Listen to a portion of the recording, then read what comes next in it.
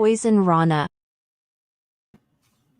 Hello. Hello, hello, hello.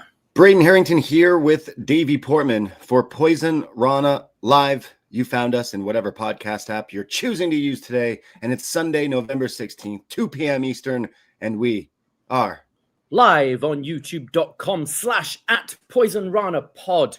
Hello, YouTube room. How are we doing? Hello, all the YouTubers. Hello, all the friends. Hello, all the frogs. Happy Sunday. It's the Frogs Day, and it's our day to chat some pro wrestling. And if you're a pro wrestling nerd like us, we're gonna spend the next little while talking everything that's been going on in the week of wrestling. I'm talking blood and guts, war games. Yep. Zack Ryder. Kaz winning the TNA title. Oh boy. Yes. We're gonna talk about everything going on in the world of wrestling, and appreciate you listening to us wherever you may be. And if you're in the chat, drop a frog is always appreciated. And hey, if you're listening on Spotify or Apple or whatever, give us a nice little 5-star review. Goes a long way. Nice little like here and there. Appreciate. It really does. There's so many ways you can support us, and it's absolutely free to just subscribe to our YouTube, to write a little review on our Spotify or our Apple. All those things help. All those things help the algorithm. So do us a favor, and if you haven't subscribed already, please do.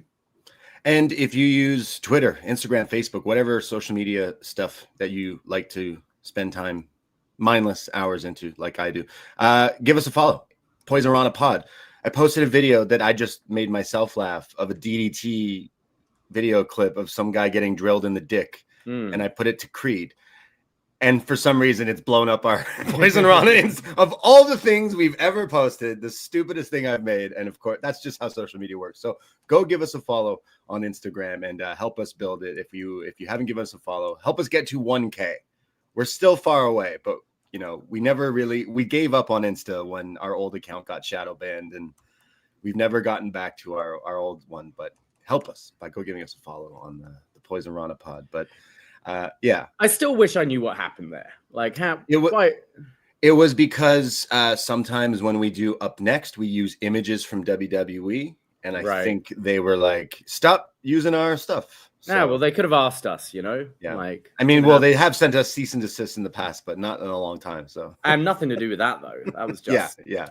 Up Next. Yeah. But appreciate everyone listening out there. How you doing today on this Sunday afternoon? I'm okay. Yeah, it's a pretty nice day out there. A little windy, but yeah, I'm okay. Worked last night. Been watching some wrestling.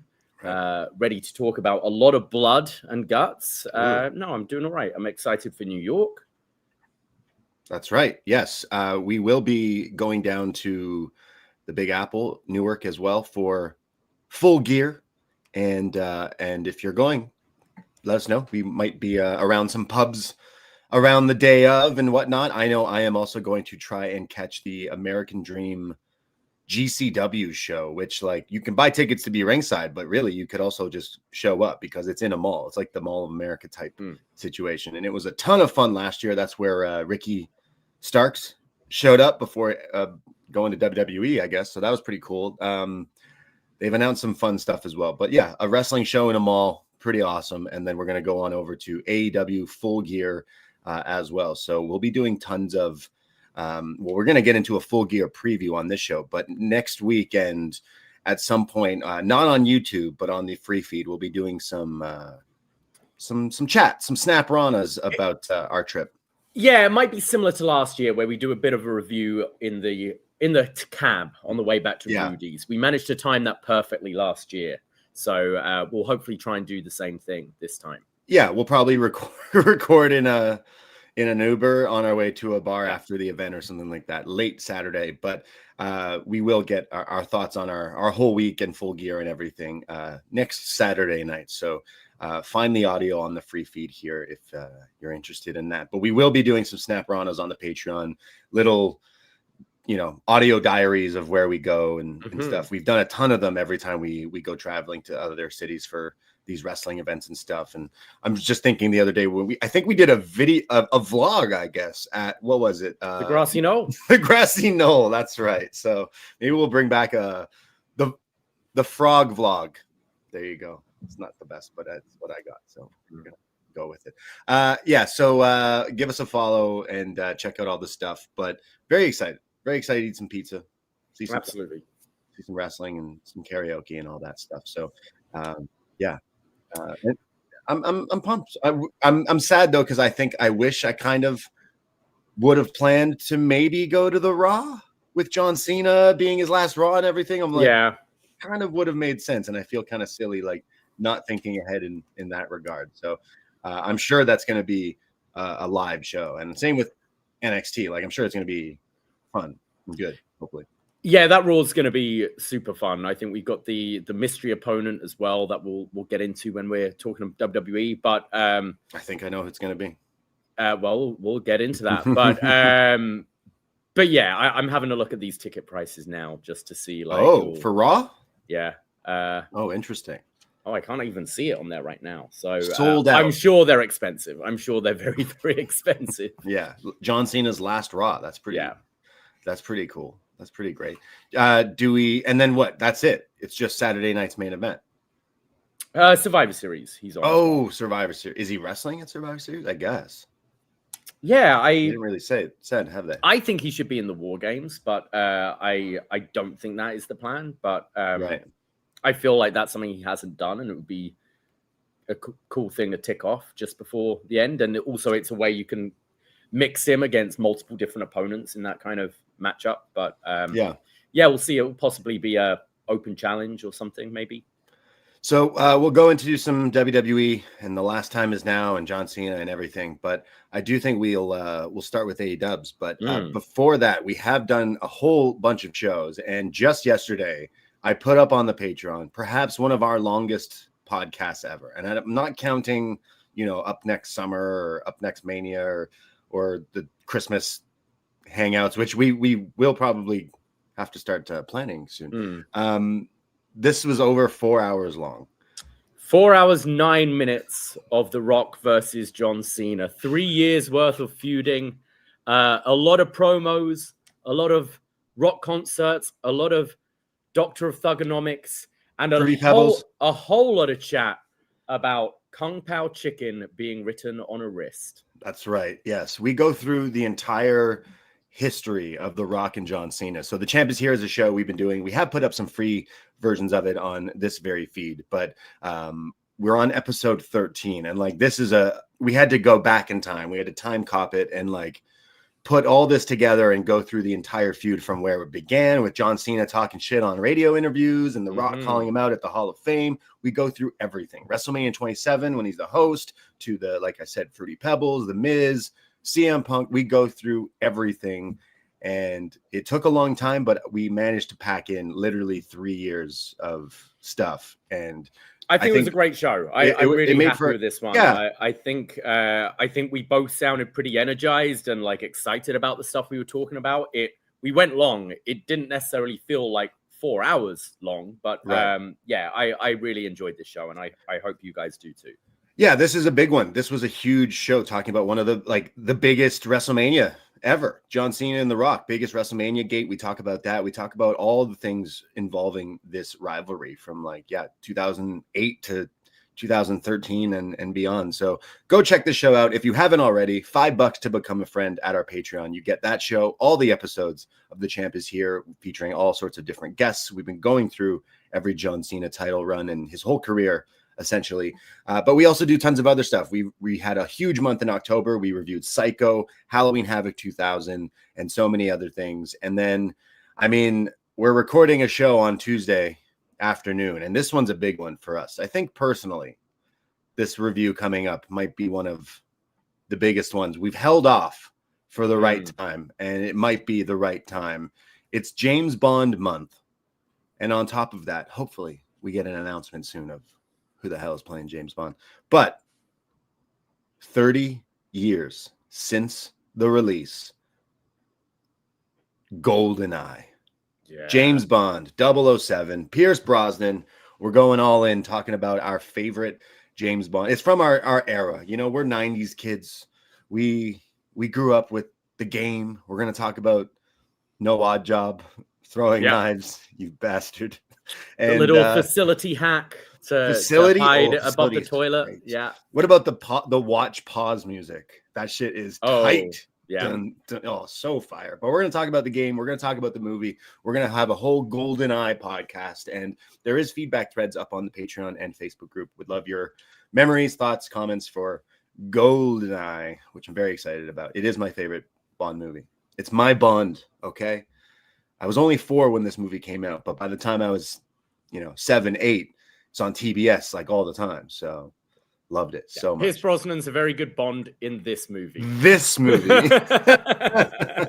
was talking about it. I might have opened a can of worms there, but no. I think that this is like one of the best Bond movies. He's so good. And then I watch back the other ones, and there's just something not right. I mean, I'd say this, Goldfinger, and Casino Royale. I think the top 3. It's hard to beat those 3 in my opinion. Yeah. Well, we're going to talk all about the James Bond. So if you're a Bond fan, we have reviewed some Bond movies. We've reviewed every Daniel Craig film. Yeah. On the Patreon, we've reviewed all the Daniel Craig Bonds as well. So one day we like going through. Are we bringing back the Bond ratings? We'll have to. What were they? Bond gadgets? It was the gadget, the car, the woman, the villain, Bond girls, Bond himself, right? And I think we always do overall enjoyment of the film, which when I think of that, I think of things like, hey, this film has a lot of like fucking plot holes and stupid shit, but I love it. It's like that's how I find it, and I do that with wrestling as well. It's like, did it make sense for this guy to do a 630 through a flaming table and then stand right back up? Probably not. Did I enjoy it? Fuck yeah. Like, well, we're going to review GoldenEye and very excited about it. For England, James, we're going to chat all about this and very, very excited. I'm tempted to get I used to have the Switch like online expansion. When you get that, you get to play all the N64 games and everything. And it has GoldenEye on it. So I'm tempted just to, I have an N64, but I don't want to go and set it all up. You need it with a controller. I know, it's not the same without the controller. It's too weird on the Switch. That controller is GoldenEye to me, right? That controller makes the game make sense. When you try to play it on emulators and stuff without that controller, it's like, oh. I can't remember a controller having a trigger button before then. On the back? That really felt like you're holding a gun. I guess Duck Hunt, maybe, but yeah. Sorry? Duck Hunt, where you had the gun. Oh, okay, right. That had a trigger. I was like, what did you call me? Yeah, Duck Hunt. GoldenEye is pretty fun. Same with Perfect Dark. It was very similar. I think the same creators, makers, or whatever. But yeah. Job Nobley saying the remake is a lot better. Job Nobley, if that is your real name, no, you're wrong. Now, does he mean which one remake? Because they remade it 3 times. So I've played the one on the Switch, and it plays just like the N64, and they've made it look nicer and everything, and it looks cool, but not like that one that came out in the 2000s or something. I had the one on the Wii, which had it was Daniel Craig playing Bond in GoldenEye, and then there was one called GoldenEye where it was literally the villain had a golden eye. It took it very literally and had nothing to do with the original movie. That also sounds like junk. So yeah, maybe we'll look into those before we talk about the movie on Tuesday. But some big pods. Best thing about the Wii one is Nicole Scherzinger singing the theme. Pretty good version. She does a cover of GoldenEye? Yeah. Oh, and it's pretty sweet. Interesting. Big Scherzinger fan here. Well, isn't that written by Bono, right? It's written by Bono, Tina Turner originally. Turner. Yeah. Sang that at karaoke before. Yes. And then you've sang Goldfinger. Then regretted it 2 seconds into. Job Nobley in the chat saying, I think he's saying that he loves the shitty remake one. The Daniel Craig one? All the power to you, but let us know your favorite level. And no throwing knives. No odd job. What's wrong with the throwing at knife? If you've not heard that, I'm pretty decent at GoldenEye, and then we were roommates for many years, and we'd play. And I'd be pretty good, and I'd kick your ass. And then one day, you picked throwing knives as the weapon, and then I never beat you ever again. Because you're a British person. I could see you just shanking me in GoldenEye. So we'll see what happens. We'll have to play again soon. But Chris Jones in the chat saying, did you guys ever unlock? This is a GoldenEye podcast, by the way, today. Did you guys ever unlock all the cheats? What are the cheats? I remember DK mode. So there were the extra levels, right? You had Cemetery, I think, was an extra level. Like there was one where you had to like fight Baron Samedi and all that. But you had to from what is it? Live and Let Die, I think. Baron Samedi. Okay. And yeah, but you had to like complete like the whole missions on like hard mode, like secret agent or whatever they called it. I never was able to do it, but there were a few little cheats I was able to do. I remember had the equalizer, the cheat code cartridge, so you could play blow open the doors that are locked in the multiplayer, so you could play in the whole of facility. Or there was like the Sean Connery was like a Bond on one of them, things like that. I don't think I've seen that before. That's crazy. I've seen other characters, and I've seen, of course, like hacks and like Game Shark of all the stuff. Yeah, Moonraker, I've seen that as well in the game. But yeah, there's some like I played that game so much as a kid. Again, it's like our era, and I know there's a lot of listeners out there that played it and stuff. And like I feel like the game came out after the movie, right?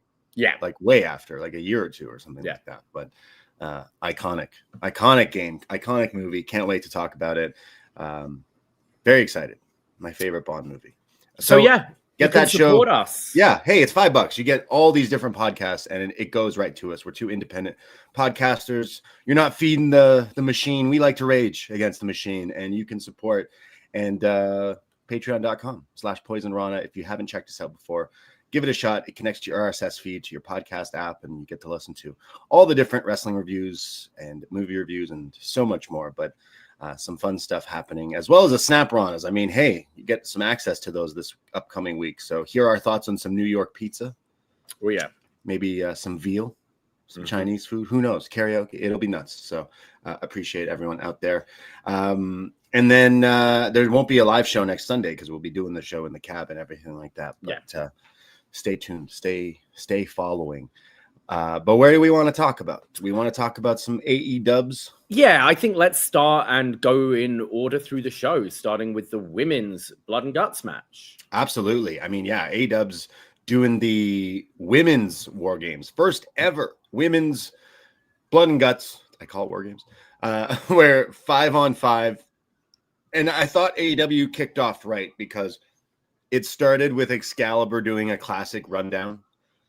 Yes. Like classic Excalibur just barely keeping up with himself, where he's like, welcome to Blood and Guts. And then we have the first ever women's Blood and Guts. And then Hangman, who's also defending the title. And it's like, holy, he was back in rare form, was Excalibur. I felt like I haven't heard him go off that quickly in such a long time. So yeah, wrestling is great.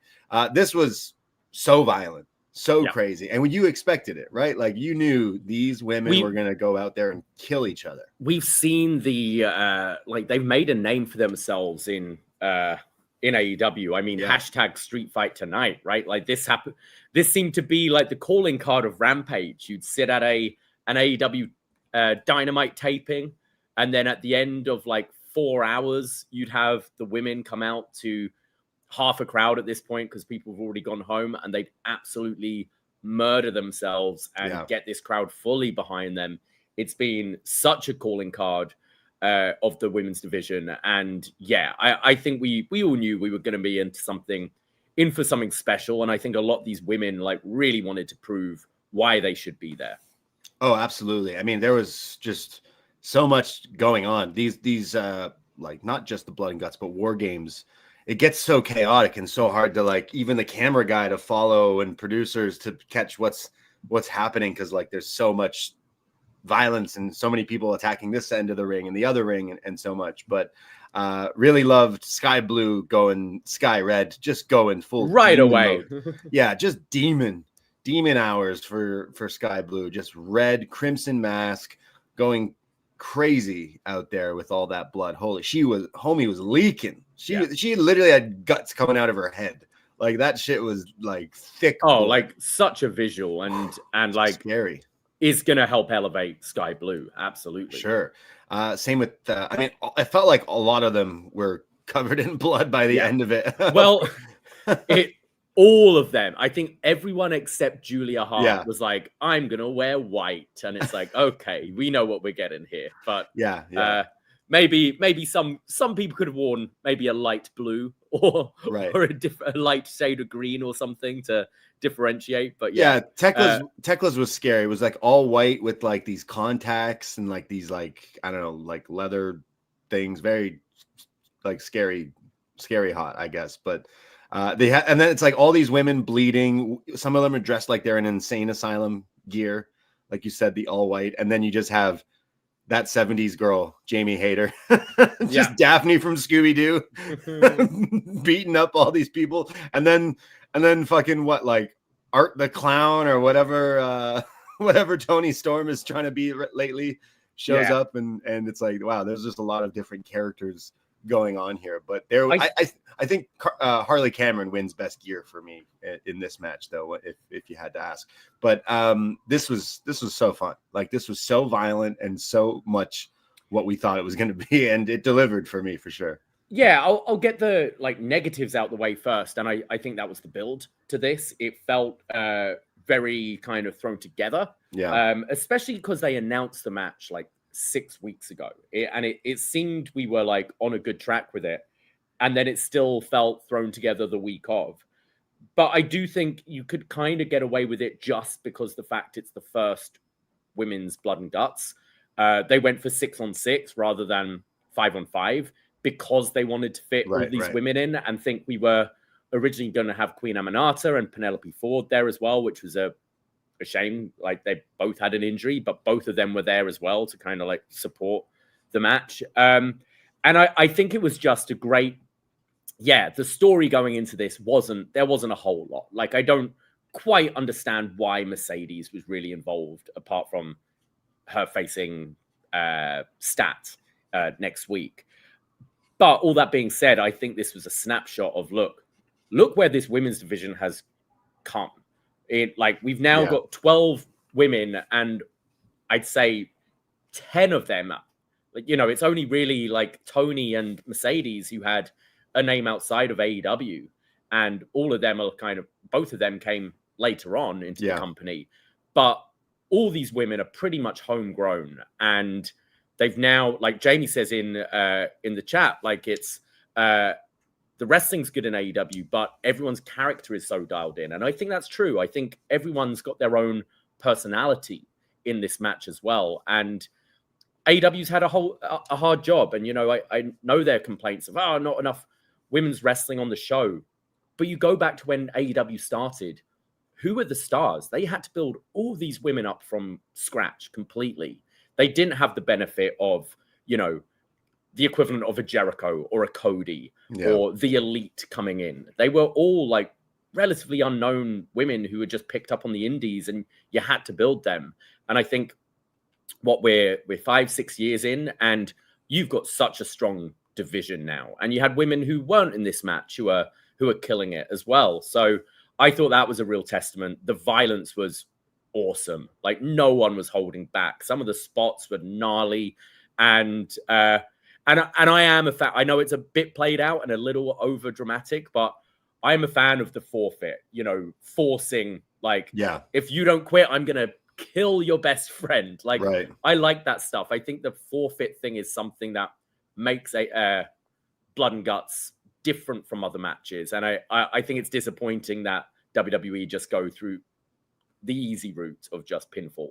Right. Yeah. It makes it way more like a dramatic like a movie, right? Like these matches are like an hour long, and by the end of an hour-long battle scene in a movie, like, it's a big dramatic, like, no, please don't. And it's not like this is the end of part one, because like you have title matches this next Sunday at the pay-per-view. These mini feuds can spiral out off of this and continue and whatnot. But no, I really loved it, and I thought maybe some of the highlight was Tony Storm's like creative brain for wrestling. Just got to be she's nuts, and I love it. Like, she brings out a bag with broken champagne bottles, like the Hollywood ending type stuff. Like, that is fucking great. And then Marina Shafir is maybe a legit psychopath as well, because that, what is it?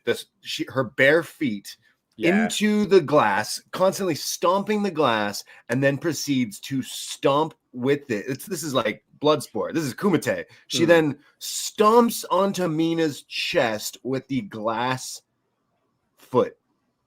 That was, I'm a Marina. I stand Marina now. Like, well, I think I'm a fan. I think that shows like what a good job AEW are doing with certain characters. You know, like Marina, we saw her in NXT. I think she was always the better of the two, like her and Jessamine Duke. But she really, even saying that, she didn't blow anyone away. Her wrestling was below par, I'd say, for the women that were in the company at the time. And she's come to AEW, and Mox has obviously seen something in her. She's done a lot of those blood sport shows that do fit her style. We haven't seen her in many at all, just regular singles wrestling matches on TV. And that's okay. I think protecting her, having her as this enforcer of the Death Riders. She's like the scariest member of the Death Riders, essentially. And then using her sparingly, using her in a Blood and Guts and Anarchy in the Arena, or what we had that like mixed tornado tag, didn't we, that she was involved with. I think it protects her so much. It doesn't expose her. You're never looking at her going, oh, well, her wrestling isn't great. She just looks like this absolute killer. And doing stuff like that, like the stomp in the glass, just adds to her kind of aura that she's built since joining the Death Riders.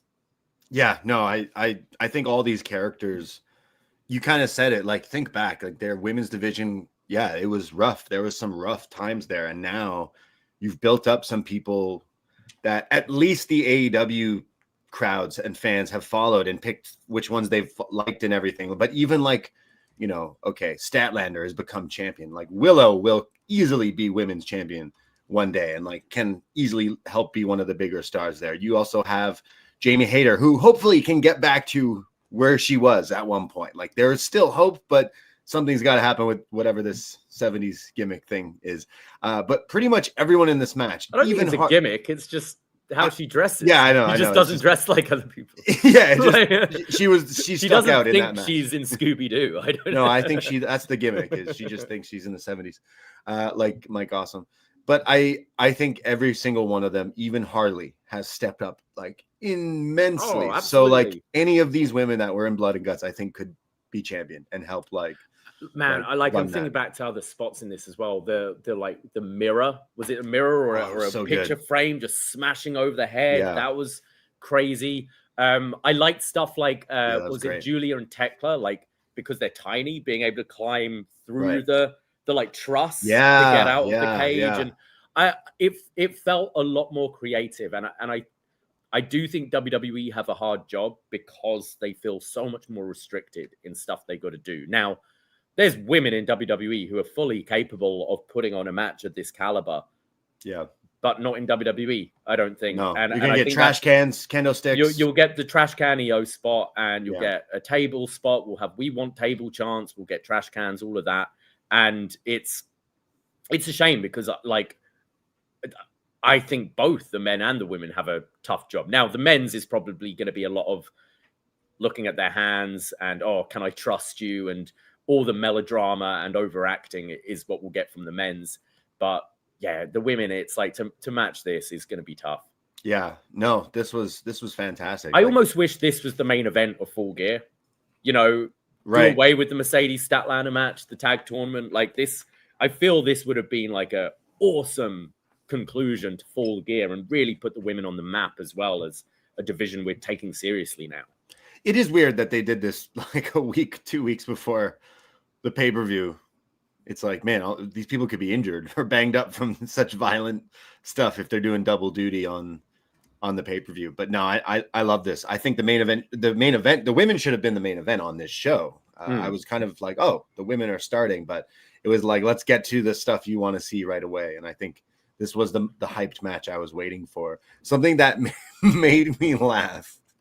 And Excalibur is talking about how at some point, some of the women, some of the baby faces and the heels, they're like fighting. And I don't remember who it is, but one of the women takes her hair and she puts it up in a ponytail, right? Mm.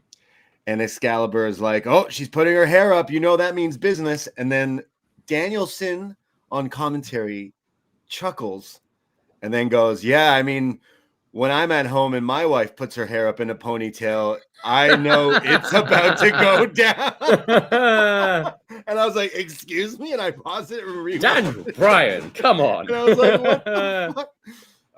So wow. Funny. So I don't know if that got picked up by other people, but that fucking just had me rolling. I'm like, Brian, whoa, this is like right in the near the, like somewhat early in this women's match. And I'm like, you're talking about your wife giving you head. But anyways, Hall of Famer, Bryan Danielson.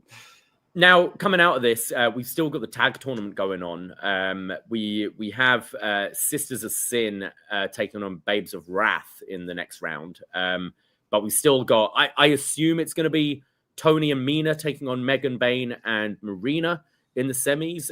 What do you see the final here, and who would you have win this whole thing? Yeah, I think I kind of want Tony and Mina to win the whole thing. I think that would be nice, but I don't know. You could give it to the, what is it? The Soul Sisters? No, Sisters of Sin. What do they call themselves? Sisters of Sin. Yeah, I mean that semi, Tony and Mina taking on Megan Bayne and Marina is because Bayne and Marina are very protected as well. Like I could see going with any of these four teams. Like part of me would like to see Sisters of Sin because they've been a tag team, like an actual established tag team for the longest time. But I could see it being maybe Bayne and Marina against Willow and Harley, possibly for the titles. I don't know. There's a lot of options there. Babes of Wrath should win it. Babes of Wrath to win? Yeah, the whole thing. Like, yeah. That would be great. Like Tony's just come off like a long title reign and multiple title reigns. Like it would be nice for Mina maybe, but I don't think I need to necessarily see her as a champion right now. Yeah. I think the end of this match, you know, her sort of forfeiting for Mina, could play into like her kind of everything unraveling and her not being able to get the job done. So we get a heel Tony Storm back as Timeless? I don't know if that would work. I don't know. I'm not saying heel. I'm just saying like a bit of she could continue a bit of this losing streak, I think is okay right now. Well, I love the women's War Games, women's Blood and Guts match. I think next year they're going to even try to get even more violent, but I think that was I liked the women's more than the men's. Yeah. On Wednesday there. But yeah, ton of fun. Those, like all the people in that match, like I said, could go on to be really big stars for AEW if they're not already, but yeah, loved it. And then we had Hangman Page taking on Powerhouse Hobbs in a Falls Count Anywhere match in a we need to clean the ring. So wrestle everywhere but the ring match. But I thought this was awesome. Yeah, I was not expecting. I don't know. At first I was like, why are they doing this match? Hangman like has a pay-per-view match, but okay, whatever. And then as soon as it started, these guys were just killing each other. They were going off it. Like that backdrop Hobbs took off the commentator desk to the one like on his ass. Oh like, my god. He got up right away.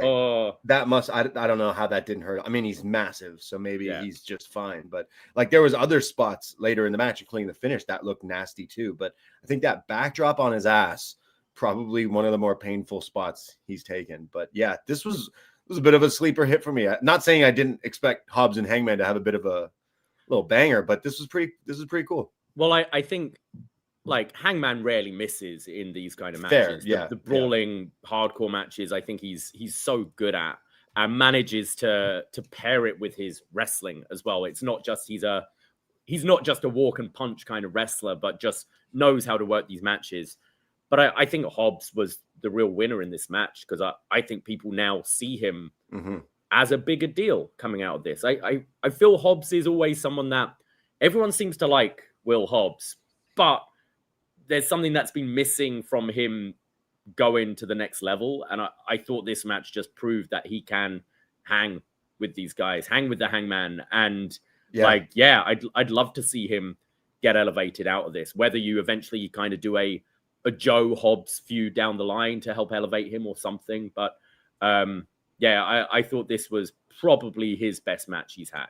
I'm blanking on who it was, but we had some AEW people talking about how everyone loves Hobbs, even behind the scenes. Like, he's just this like lovable dude who looks scary and intimidating. But Yeah. I would love to see that, like, them really turn around. And I don't know, I thought this match was really fun, and maybe that was just me being like, oh, this could be whatever. And then I was watching like, oh shit, this is getting really good. So good. Yeah. Good for Hobbs. Like, Hangman, you're right. We know he's the champ, but I thought he's definitely stuck it there. And again, took some really big bumps in this match, but yeah.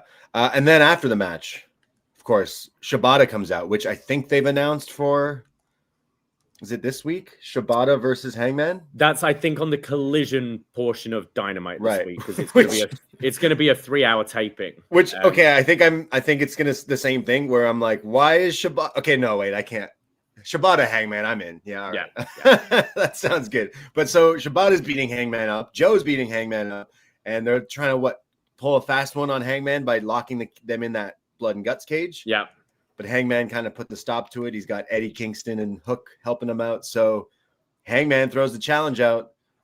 You want to be in a cage? Well, we'll be in a cage at Full Gear. So Samoa Joe and the Hangman in a steel cage.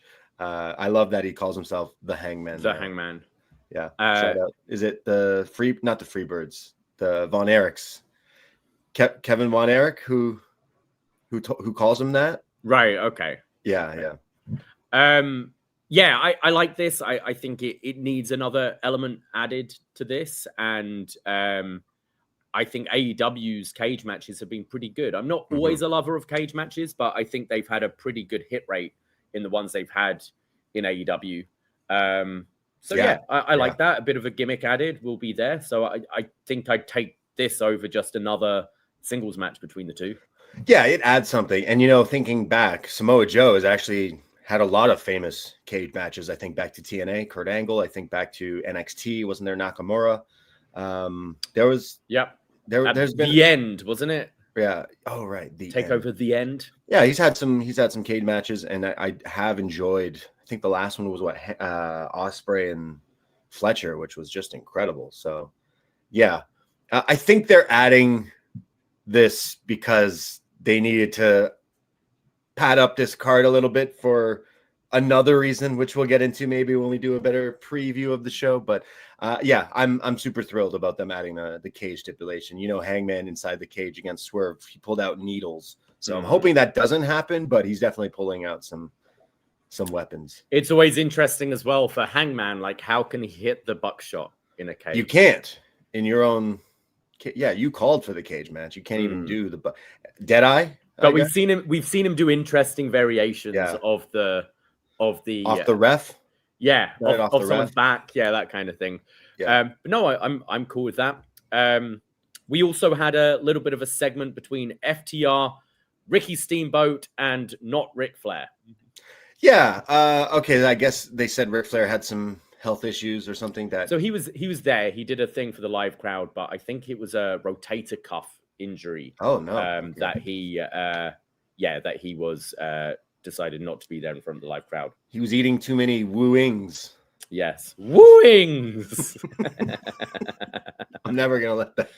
What we're going to America next week. So miserable, don't they? We're going to America next week, Davey. You know what I want? I want to eat a big plate of wooings and a Hulk Hogan beer. That's what I want to do next week in America.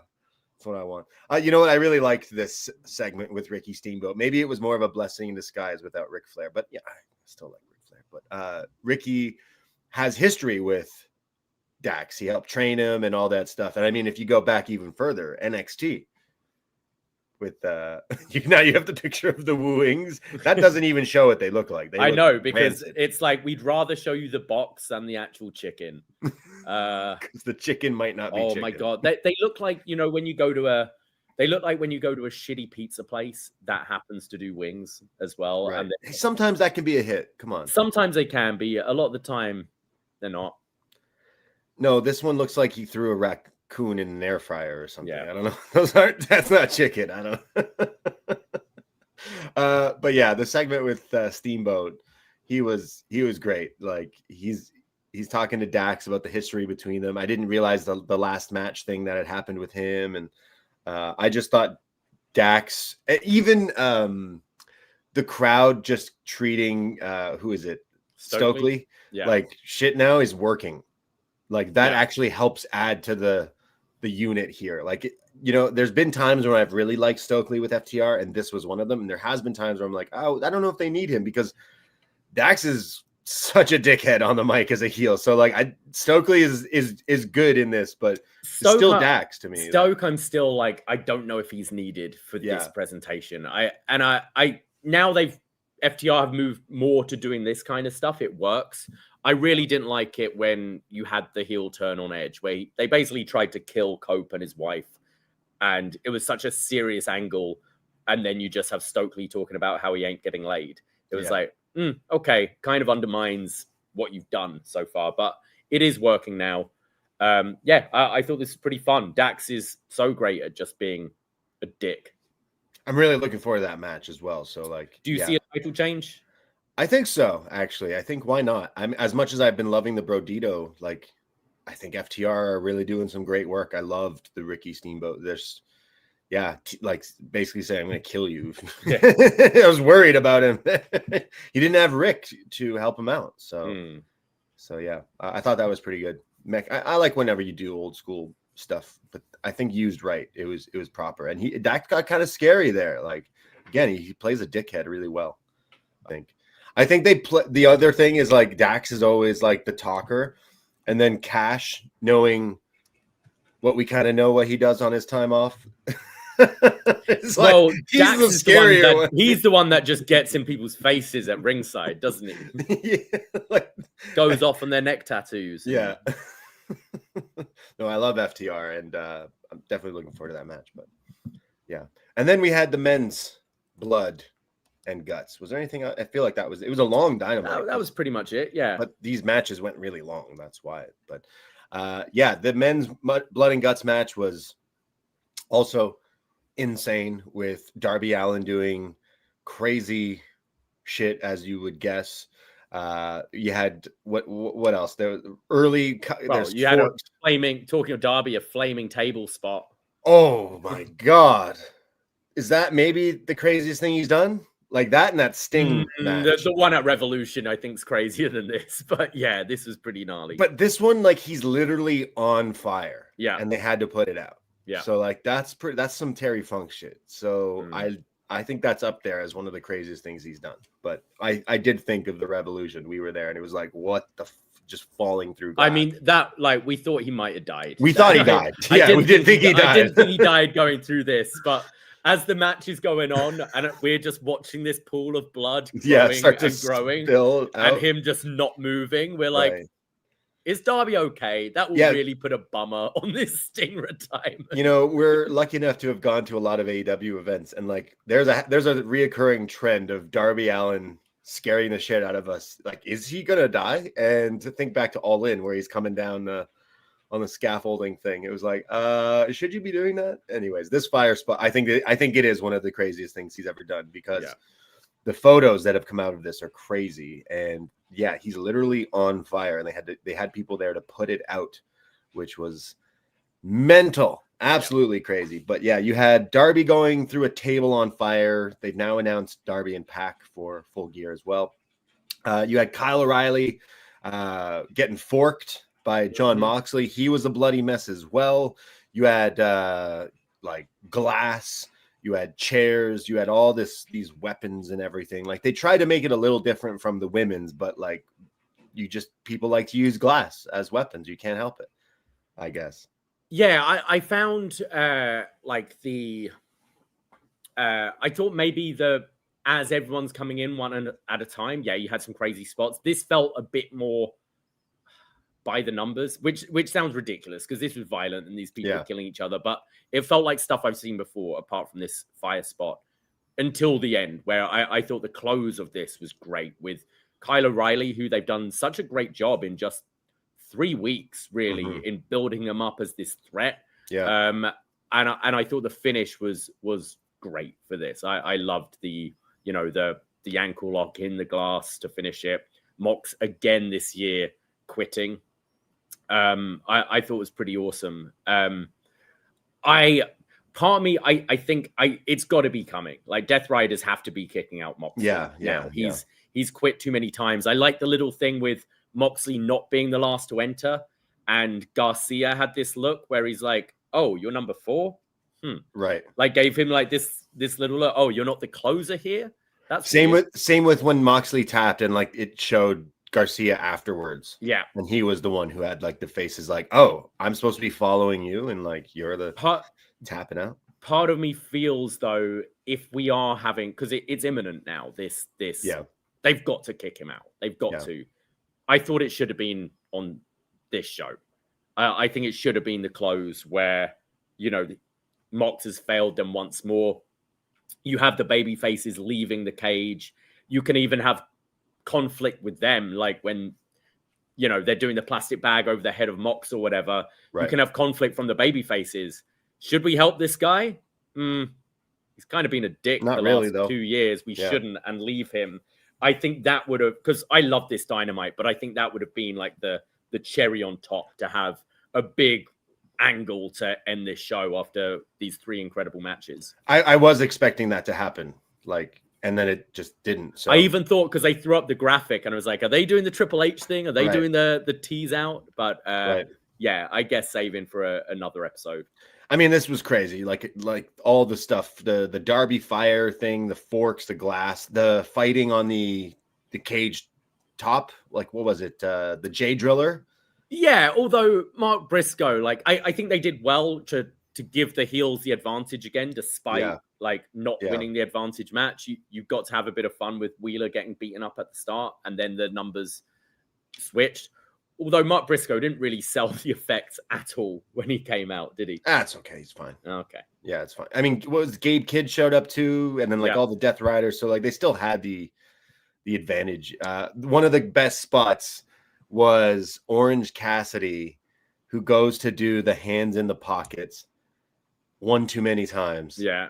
And they fucking staple gun his hands into the pockets. That's got to be one of the most gnarly. I paused on the image of his hands and I started screaming, and then I rewound it and I watched it, and then I rewound it and I watched it. What a creative spot. I got that spot alone made me love this match. And then dude was set on fire and everything. Yeah. So again, wrestling is better than a lot of the other things I like, because this was so fucking nuts. And then what was Briscoe doing up there? So he hits the J Drill and he's beating up Wheeler, and then he pulls out a carabiner, which I still think sounds like it's problematic. It sounds like a word I shouldn't be using, but the carabiner to then use to pull up chairs onto just sword fight and chair fight. It was like, what the fuck is going on? But loved it. Yeah. It's always a great image when you're seeing them fighting level with the 200 section, right? It always looks cool. Well, we've been at a Blood and Guts, and we've kind of been up, and you're like, whoa, this is crazy. They're so high up there, right? But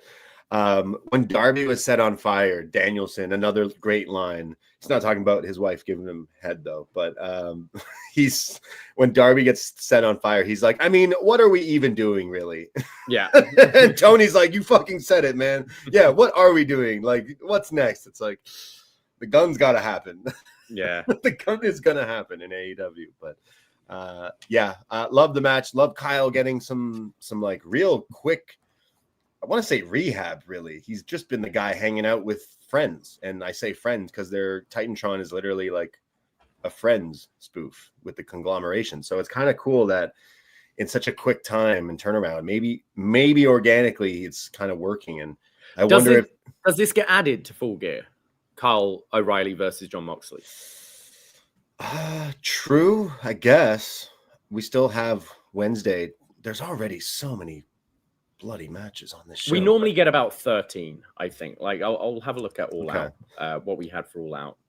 I mean, the match I'd prefer, but we're going to talk about that. So yeah, All Out we had, including 4 matches on the pre. Wow. We had 14 matches. So far we have 9 announced for Full Gear, with 2 of them being on the pre. So you're saying there's a chance? So we're gonna have a couple of things added to this for sure. Okay, I'm prayer circles up. I'll tell you in a second. But yeah, Kyle O'Reilly, if not going forward with like, pushing him for singles titles or something, Roddy and Kyle, they needed a fix up. And this stuff with Roddy not wanting to be with the other people and then kind of like, I like how they used Roddy again as break glass, use Roddy in these like things. And we have such a love for Undisputed Era back then. And, like, these two could totally use a rehab. And imagine if you switched back on Kyle O'Reilly and Roderick Strong from like back NXT, then to Black now, and Gold. And like,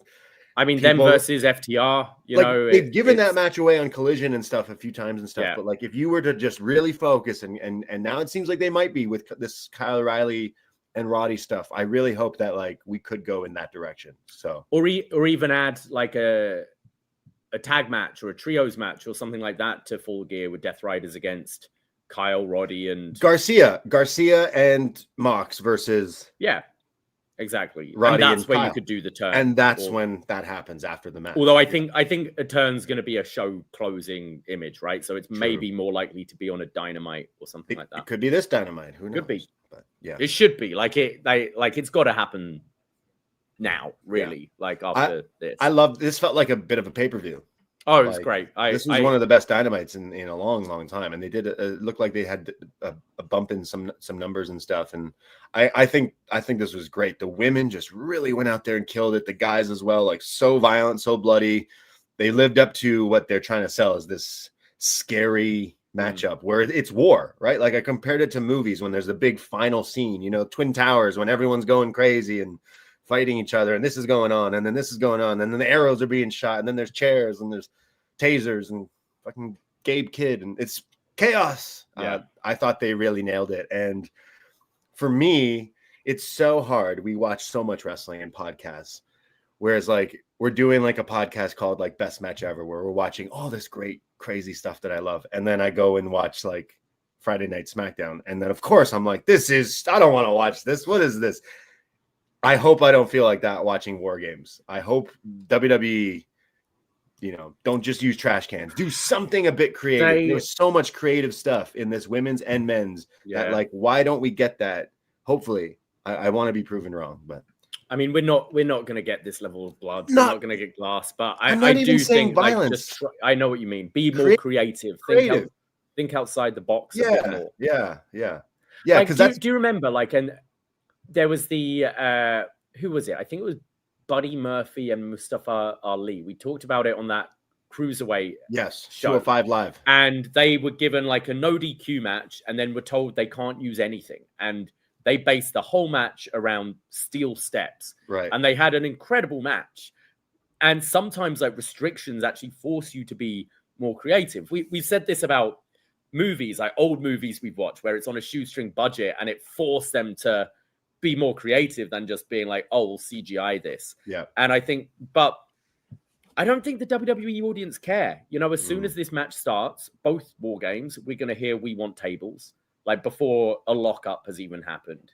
Like, I don't think the audience they're playing to necessarily cares, but yeah, I think it is a shame because you see the talent involved going to be in both these War Games matches. And you're like, man, like if you had your gloves off, you could be doing something a lot cooler. Yeah, no, but I loved the both blood and guts, but it was so cool to see these women go out there and just be badass and kick ass. So can't wait to see the blood and guts down the line. But like the women have made it their calling card to be fucking hardcore. AEW has been pretty violent, and I can see people not liking that and totally warranted. But I fucking once in a while it can get a little like I think to me it was the Hangman needle in the cage last time with Swerve. That was a little much for me, to be completely honest. Whereas guys getting set on fire, that's lit, literally. Yeah. Like that, I'm okay with that.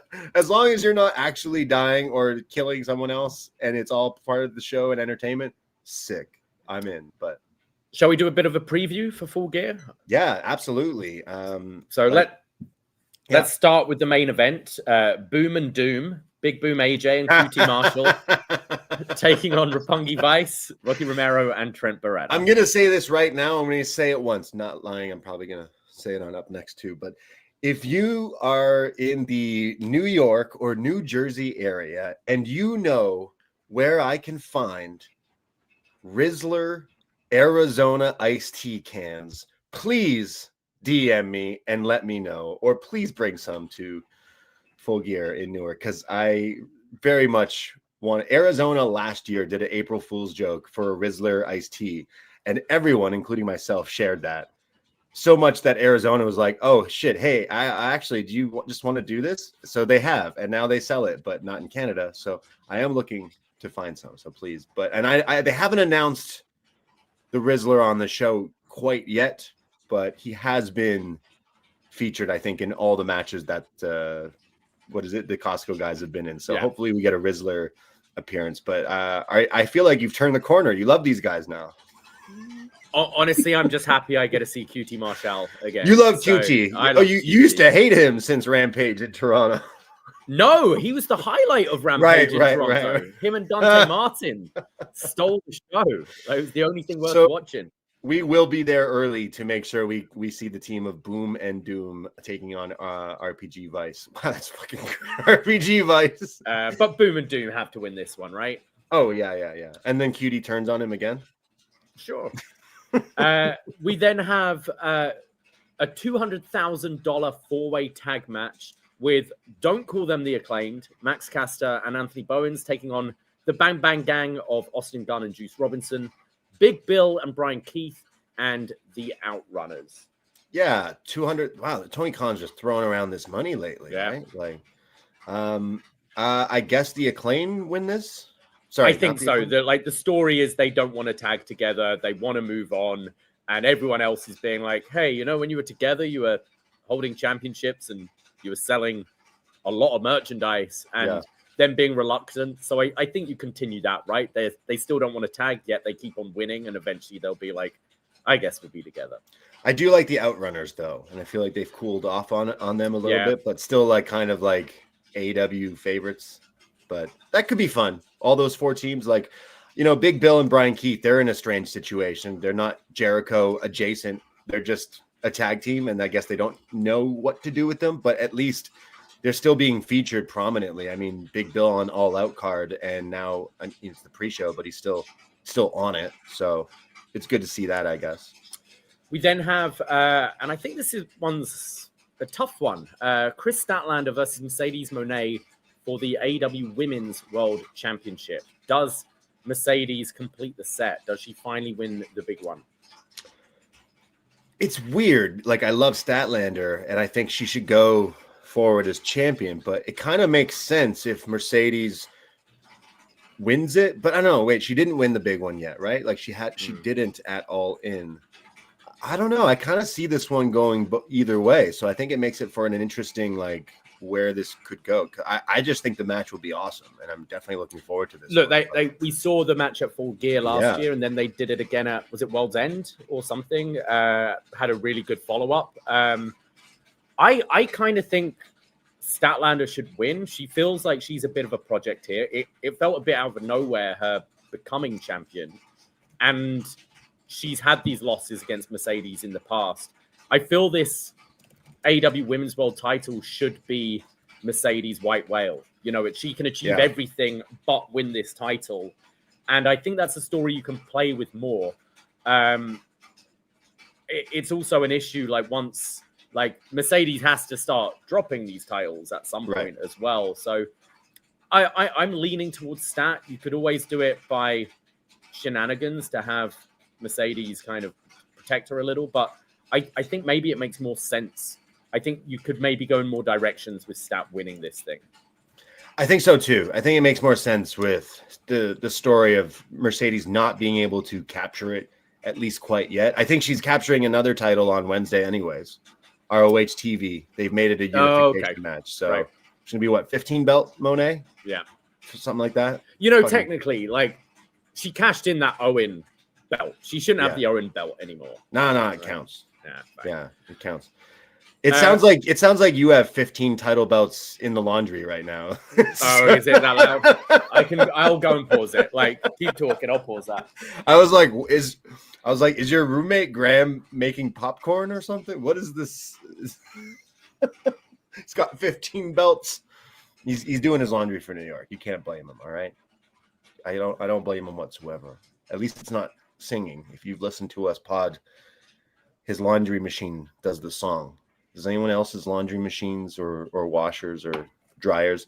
At least it's not doing the song, right? Does it still do the long ass minute long? It's so annoying, and I always find whenever like I'll be busy. I've come back from work. I'll throw some laundry in. I'll maybe be cooking. I'll be doing a bit of stuff, and then I finally sit down in the couch. You have that sigh where you're like. And then you hear do, and you're like, fuck off.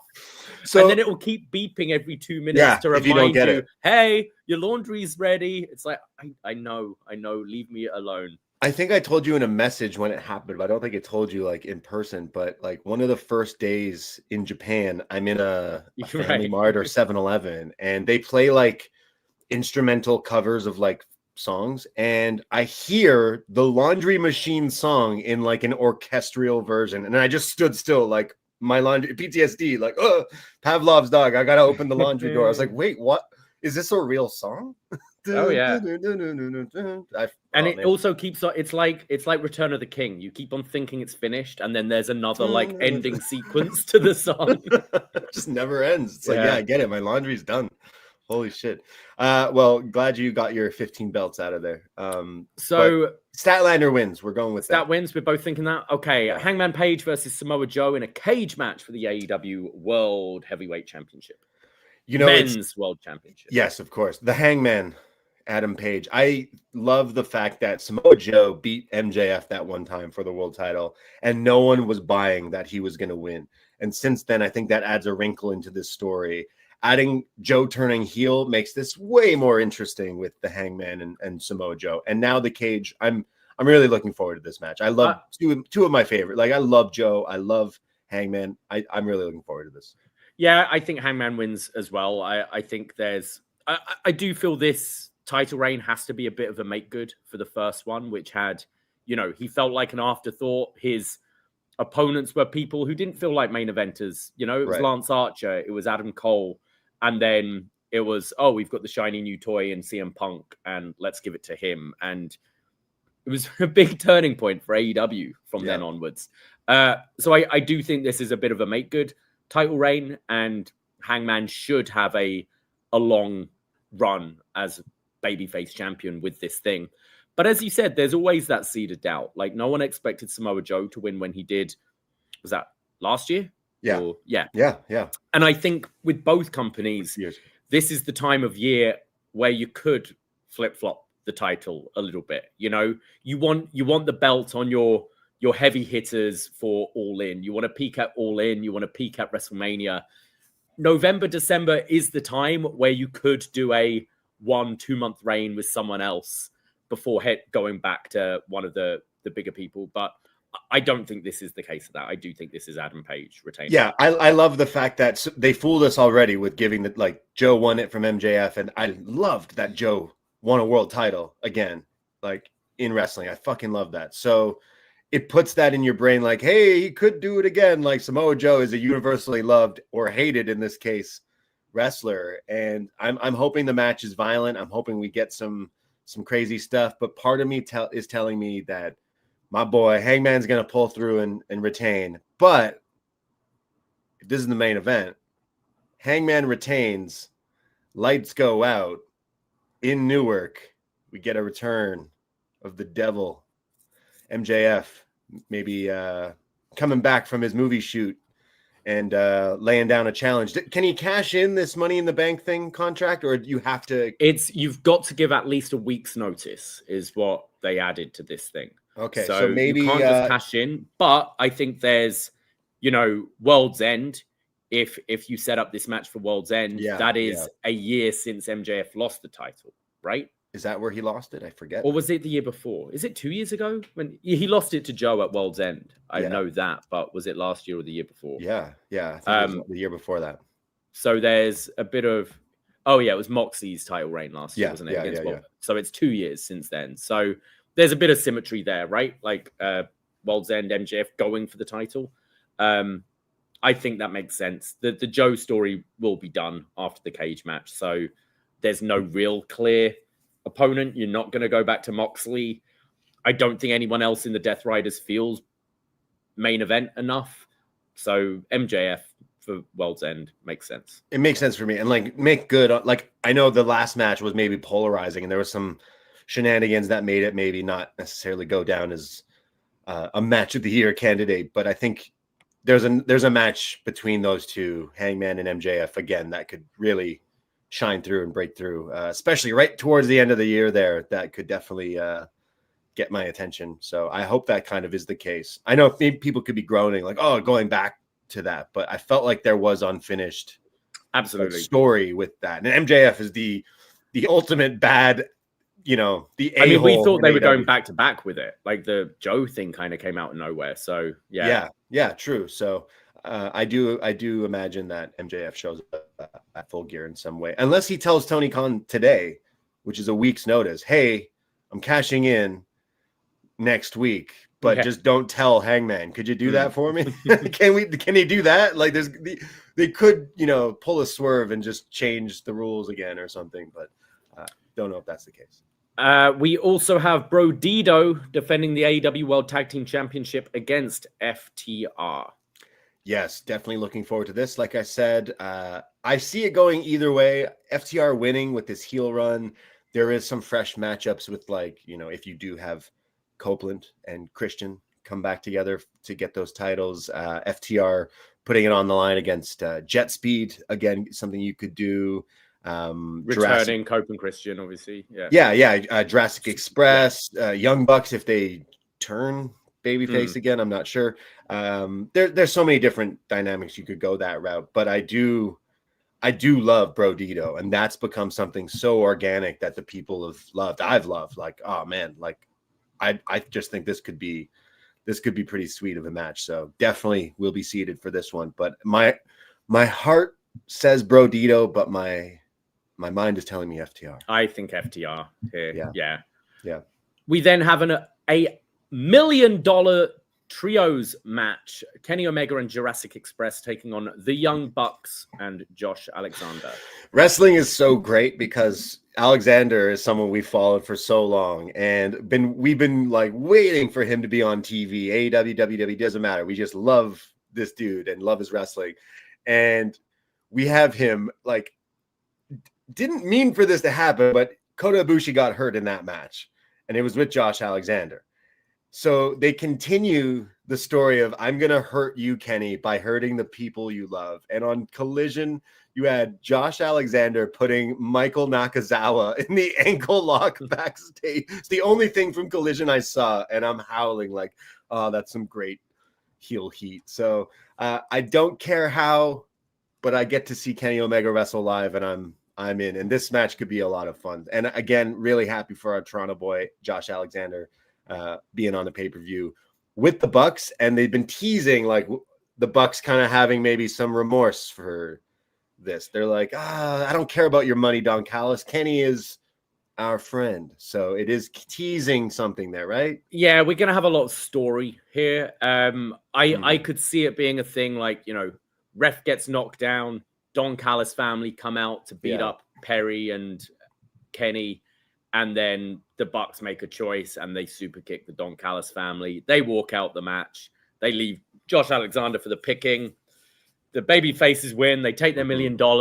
And then Kenny's like, you know what? You can have it. Oh, and we'll have babyface Bucks moving forward. So the Elite back together. I think so. Yeah. I think that's the decision until they turn again, which would be the but money makes the world go around. But yeah, I am looking forward to this match. It could be a lot of fun. I like all the people involved, and again, happy to see Kenny at least be wrestling on pay-per-view again. So that's cool. We then have the Casino Gauntlet match for the inaugural AEW National Championship. Oh, right. Yeah. Forgot about this. So is Mike Mondo going to be in the match? I hope so. He should be, and then he loses the title that he has. I don't care about this title at all, but I do enjoy these matches. So I am looking forward to the gauntlet. We had great fun at All In watching both of these. So the match will be good. I'm going to go for Mascara Dorada, I think. Mascara Dorada, El Clono. I think having El Clone. They did do a little video package last week of Mascara Dorada, kind of being like, hey, this guy really showed up in that Okada Takeshita match. I think it makes sense if you're doing this, if you're trying to have this as your interpromotional championship, maybe start with some interpromotional flair and have someone from another company hold this. And he is someone spectacular enough that they're going to want to be on TV a bunch anyway. So that's kind of what I'm thinking. I hope it's not just Lashley. That seems to be the thing they're building on TV. I don't think that necessarily does anything for him. It kind of feels like when we created this title for Okada, it feels like we don't want to give you the world championship. So here's another championship and it's really important and you're still a top guy in our company, but it's not that. I'd rather be it for someone who can actually play with what the gimmick of this title is, and that's defend it worldwide. Yeah, I feel like Lashley is probably will be him, but like at least he's in there to add some sort of star power if you're putting maybe both members of the Hurt Business. Someone in the chat, Chris, is saying Shelton and Bobby should start like Demolition in the Rumble. That would be pretty cool. We got to see Shelton and Bobby throw down a little bit, but like this should be a title that, you know, changes hands at that Rev Pro show at Wembley next summer. You know, it should be that Wembley. Sort of They're title. doing a Wembley show. They're doing Wembley Arena. Yeah. Oh, Arena. Sorry. Yeah. So I was like, whoa, holy shit. So yeah, like this should be a title used. And do I necessarily see Bobby Lashley being on Rev Pro? No. But do I see Mascara Dorada or some other people like that? Yeah. Yeah. I mean, there's time before then that for sure flip flop that over. And this should be more of a hardcore championship where it flip flops a whole lot. Like, you know, give it to make this that show. Like that title where Pac had it was supposed to be defended at Rev Pro and indie shows and this and that. And it just didn't go that way. So I guess they're going to do that with this. We don't need more titles, but whatever. I like these gauntlet matches that they do. So hopefully it's pretty fun and you get some, I don't know, maybe some surprises. You know, earlier in the day at American Dream Mall, Gringo Loco is taking on Mascarita Dorado. So I saw that match here. That was the match at Parkdale. So maybe they show up in. Does that mean I've got to take my Mascarita Dorado mask with me? Yeah, bring it in your suitcase. Wear it on the plane, actually. Yeah. With my cowboy hat. Yeah, wear it with your cowboy hat. We also have Kyle Fletcher defending the TNT Championship in a no DQ match against Mark Briscoe. However, if Mark Briscoe loses, he will be forced to join the Don Callis family. These motherfuckers already got like 20 people in this in this group. Yeah. They don't need another one. And then if you add his kids, that's like another 40 people. So like, I don't know. I kind of want Briscoe to win this and Fletcher to move on, but yeah. Story though, isn't it a bit more interesting if we see Briscoe in the Don Callis family? And then we have like the conglomeration fight to bring him back. Yeah, I mean, we'll end up having a 7th Kyle Fletcher Mark Briscoe match for him to get out of the family. Yeah, you could totally go either way. I think it would be a feel-good moment for Briscoe to win this title. I think Fletcher should be looking at bigger things now. But I do think there will be some fun in having Briscoe with the Don Callis family. Like, think down the line, I want my Takeshita Fletcher match. Like, oh yeah, I want Proto Shida to fight each other. Same with you could have Okada Fletcher eventually down the line. Like, there's got to be some other. I feel like I haven't loved the Fletcher TNT title because it's like, hey, we know you're really good and you're on the up and up, but you're not. We have too many things going on where we don't want to put you as the champion quite yet. But it's like he's well good enough to be a champion, I think. But like he will be. But yeah, again, the story for Wembley could be him as champion and Ospreay coming back to get that title. But I don't know if that is necessarily the direction. And then we have that just got added, Darby Allin versus Pac. Yeah, I can't say I'm like cool. I like both these wrestlers, but and I mean he did set him on fire, so maybe he wants like a revenge, but make it an Inferno match. Get some revenge by lighting him on fire, But Does it can't maybe say make sense for Pac to win this with, Mox is the weak link. Mox lost to Darby, but yeah. Pac wins, maybe? So Pac is the leader of the Death Riders? Possibly. The Pac Riders? Yeah. Sounds weird. Yeah, I'm not saying this one isn't going to be bad or anything. I'm just like, oh, okay. Yeah. This will go early in the show, I think. This will be a good like second match to have. It should be great. Like both guys are great. Pac will be killing this guy, but yeah, it's not too much interest going into it. Okay, well, the big elephant in the room is you just named all the matches advertised. Now, of course, we got a Dynamite plus the hour collision attached on Wednesday.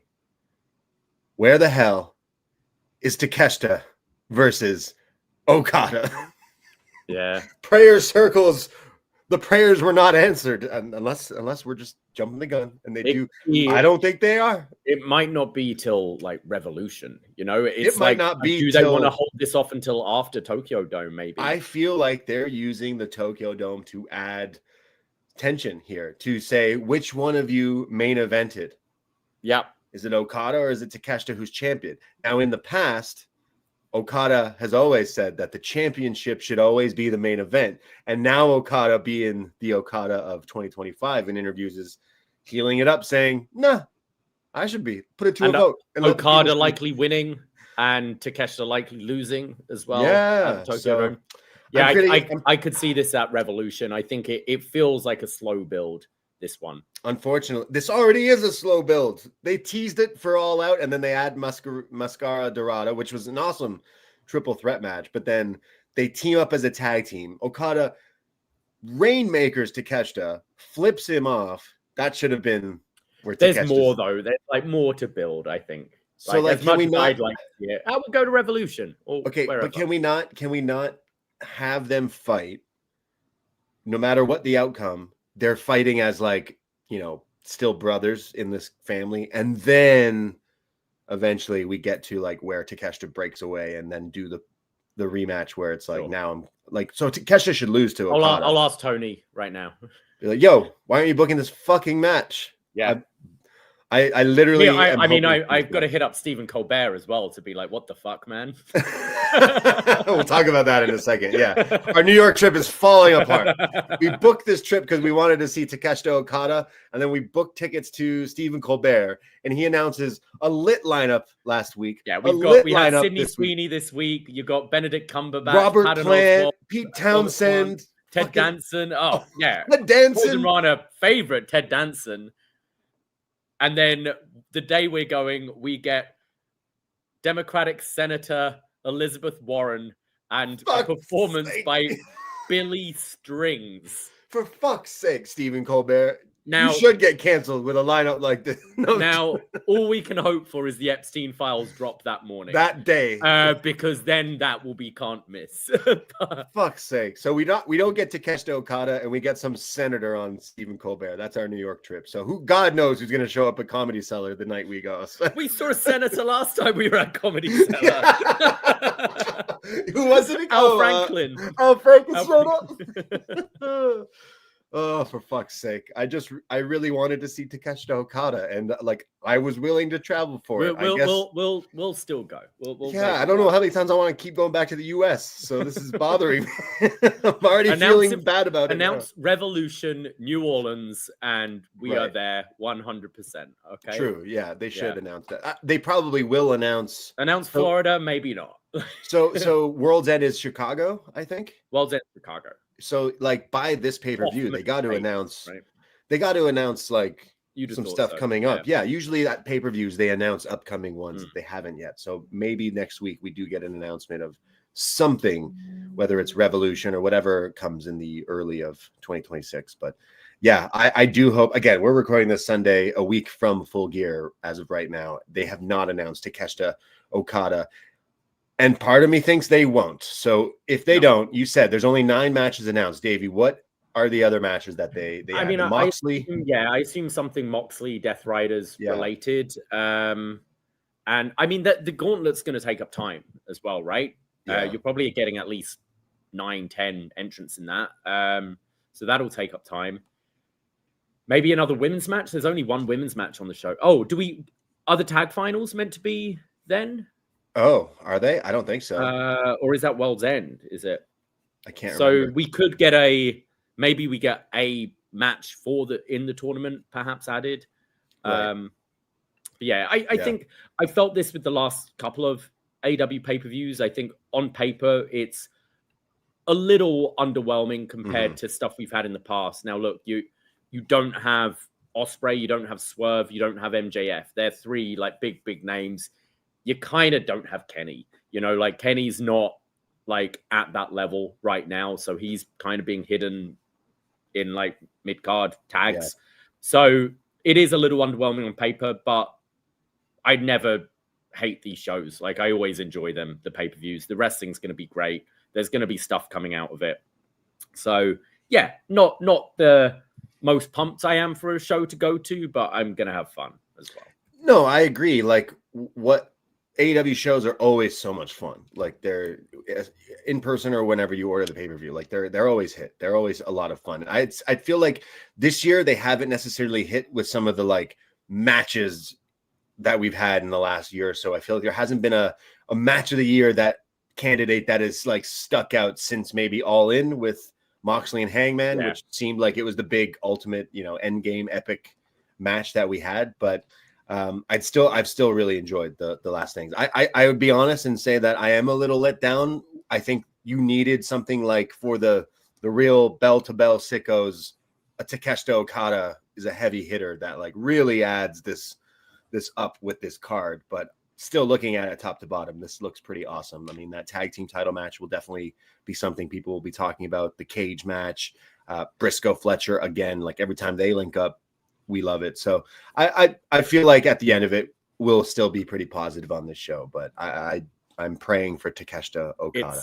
It's funny. You asked before, like earlier this morning, you were like, hey, is there anything from Collision I should watch? And I got home from work last night, and although it's late, I'm normally a little wired after my shift. So I'll throw on, an hour of Collision or something like that. And the show starts, get Tony Schiavone voicing, like going through the matches. It's like, and up tonight, we've got Pac, Daniel Garcia, and Wheeler Yuta taking on Jay Lethal, Tommy Billington, and Adam Priest. Mark Briscoe takes on Mark Davis, Ty Mello, and Taya Valkyrie. Carl Fletcher versus Scorpio Sky, Alex Windsor and Riho against Hyan and Maya World, and Juice Robinson, Bandito, and Jet Speed against FTR and LFI. And I turned it off and went to bed. I'm like, sorry, you're showing me Mark Davis and Scorpio Sky singles matches? No. Like this I wasn't watching this show. Hey, like when you got nothing to watch and stuff, and like, we usually we record Sunday, so we have like a bit of a time restraint of what we can watch before talking about it. And that's definitely not something that was must watch. But like if the Collision is definitely, I don't know what to watch right now, and you like wrestling, there's going to be some good stuff on it for sure. But like Michael Nakazawa getting ankle locked. But I can't say that Collision is a must watch show. I mean, I cherry pick it.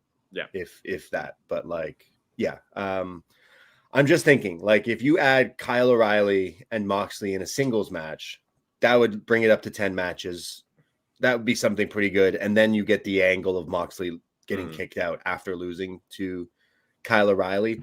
And then I'm trying to think, like, I want Takeshita Okada, but that could be the reason, like, I said that Takeshita should maybe lose so that you can build up to the rematch. But Takeshita is the IWGP champion, so they probably don't want to see him lose. He ain't losing until before going to the Tokyo Dome. And I guess you could say the same with Okada. So I'm not quite sure if we're getting that match, and I'm pretty bummed. But then World's End is like the week of Wrestle Kingdom, so there's no way that they would do that match then. No, you should do it now. Time limit draw, 30-minute time limit draw. Sure. I mean, isn't Continental 20 minutes? Isn't that the Continental rules? Or is it 20 or 30? So you pay-per-view, maybe 30. You could do that. Okay. maybe they do that, but I don't know. I don't necessarily see that, but we will see what else they add to this this pay-per-view. And I'm sure there's going to be a few other matches. But yeah, I just hope Marina Shafir's feet are okay. I hope everyone's okay, man. So there you go. Full Gear next Sunday in Newark. We will be there. We will be doing a show right afterwards, audio only, because we won't be live on YouTube or anything, but we will give our initial thoughts right after the show, attending the pay-per-view. So very excited. Shall we shift gear and go to WWE? Yes, let's do it.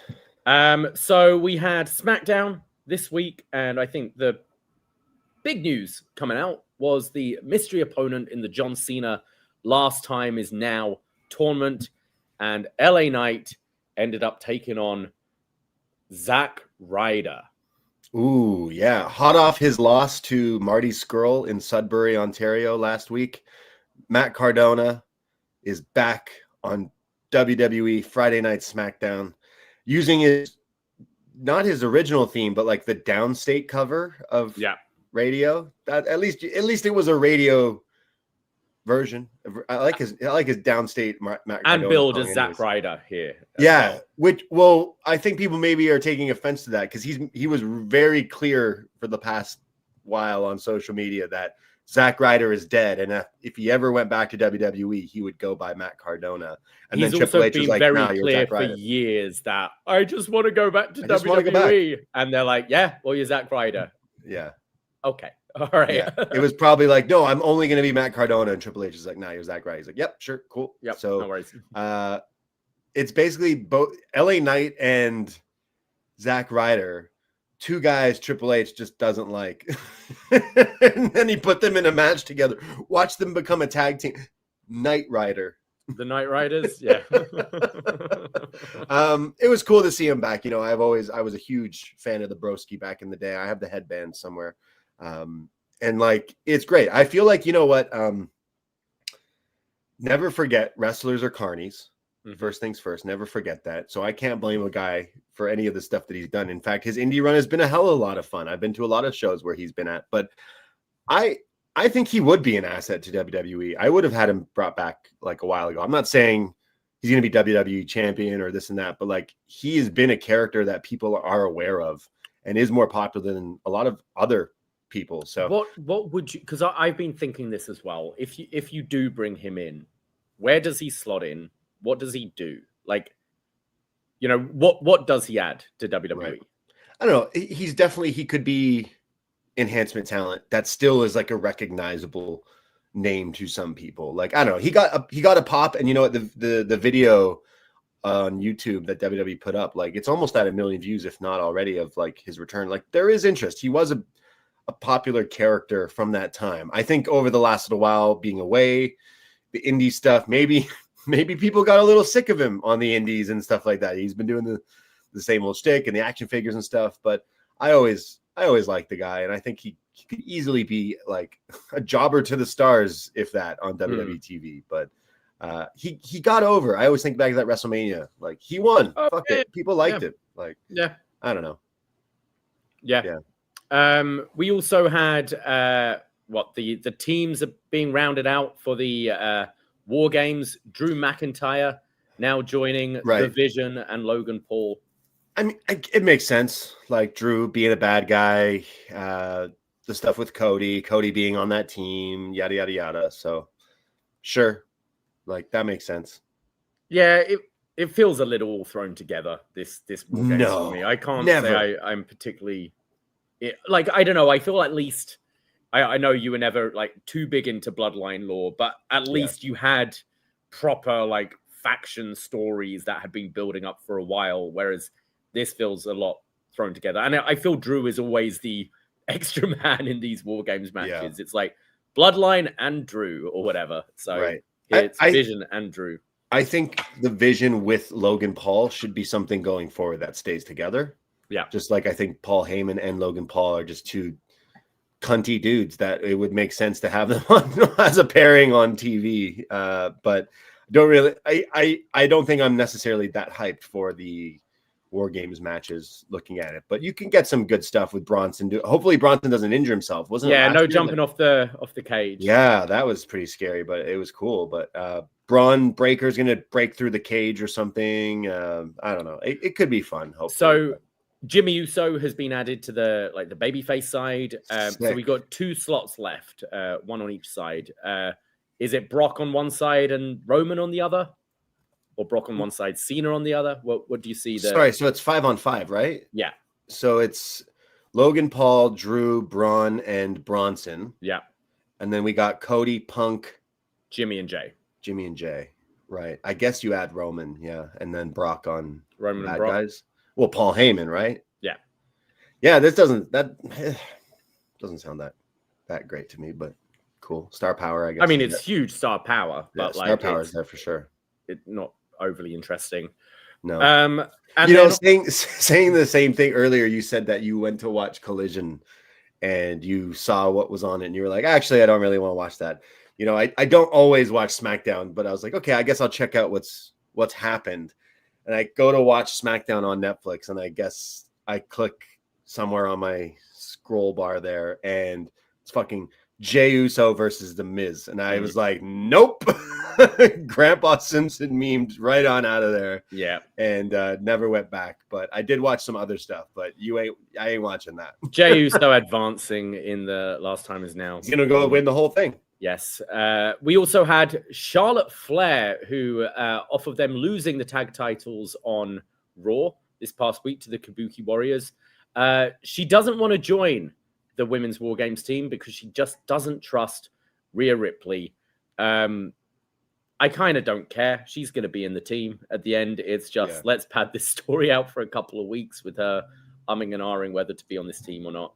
I mean, I guess you could appreciate the honesty. Bitch, I just don't like you. I don't want to be on your team, but this is wrestling. So obviously she's going to be on her team. You know, I've never been a Charlotte hater by any means, but I thought she sounded awful. Yeah. In this promo. I thought she sounded awful in the Tiffany feud. I think she's had not a great year. I know the rehab with the team with Alexa Bliss and stuff, but I am at kind of negative interest, unfortunately, with Charlotte. And again, I used to be a really big fan, but I think she's kind of past it with just the talking drives her promos drive me nuts. So maybe they can have a really good match with the women's, and I'm hoping that is the case, but I haven't necessarily loved Charlotte's 2025 run, and I hope she can turn it around, but loved that suit or whatever she was wearing. Very colorful, but yeah, I thought it was like nails on a chalkboard with her in this promo for me. I think the highlight for me this week was, and it continues to be, the US title open challenge. I think they said this is now the 12th week in a row that there's been a US championship match, and Ilya Dragunov going one-on-one with Axiom in a hell of a match here. I really enjoyed this. Absolutely. Yeah. Axiom's great. That Rey Mysterio DDT he did, like the backwards flip into the DDT. That was beautiful on Ilya. The striking exchange. I thought both of these guys are great. It's so that is the one thing I most definitely did check out from SmackDown that I loved. And I think for the past few weeks, that has been the only plus on SmackDown is this US challenge. Ilya's coming across a bit of a dick though, because last week it was open challenge. Tommaso Ciampa responds, and Ilya's like, "No, I'll face Johnny Gargano." Yeah. And this week, Tommaso Ciampa's like, "Hey, I'm first in line. I'm facing you." He's like, "No, you're an asshole. No, you're a jackass." I think he said, "I want to face someone with honor." So picks Axiom. It's like, you want to face someone with honor. You faced Aleister Black, who threw fire in someone's face the other week. Like, what do you like? I'd be mad if it's like, I don't know. It doesn't come across particularly babyface when you're turning down your challenger. But I have been liking these. I think Ilya is the right choice to continue this on from Sami Zayn, and they've been pretty good matches we've been getting. Oh, it was great. Axiom's such a good wrestler too. But it was funny when he told Ciampa, like, said, "Ciampa, you don't have honor," or like something like that. Like you're a dickhead or whatever. And you saw Johnny's face, kind of like, "Well, yeah, true." He is. I would know firsthand. I guess. I thought that was pretty funny. Ilya stealing the show for sure. Can't wait to see when like he's the main guy and not just the US champion. I think he is someone we've said when we covered him in NXT and talked about his matches in NXT UK and stuff, like when you wrestle him, you're forced to wrestle his style because he makes you wrestle that style. And the best of you could come out when you're forced to, like, without people who coast or these like not wrestling, but sports entertainers like your Miz's and shit. Like, no, I want to see people go out there and get hurt and fight each other and like put a wrestling match on, you know? And I think Ilya is great. So hopefully this is the right step to getting him to even a bigger prominent position in WWE. But that neck tattoo is scary as fuck. Jade Cargill also just steamrolled B-Fab. I think they've worked out what works with her now. Just be Goldberg. That's was fine. It good? She just killed her. Well, you say Goldberg. Her catchphrase is "Who's next?" Who's next? And then once again, a Cody main event that ends in a DQ. So you know what? Another glad to highlight. See the writing team really stepping up. Yeah, SmackDown sucks. You know what would fix it? 3 hours. Oh my god, yeah. They're going back to 3 hours. The show doesn't suck enough. Yeah. Maybe it'll make it better.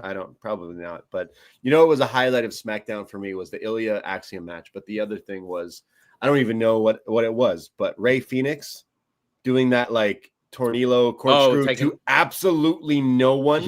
Not a single there MFer caught him. No one caught him. This guy just did a 450 to the ground, essentially. Oh my god. Catch wrestlers. They're your friends. You work together. Catch them. So that's something we're getting. The SmackDown before Survivor Series is a traditional Survivor Series match with Nakamura, Machine Guns, Rey Fenix taking on the MFTs. I mean, I thought I heard wrong when they're like, "Oh, look, what are they fucking called? Bloodline MFTs? NFTs?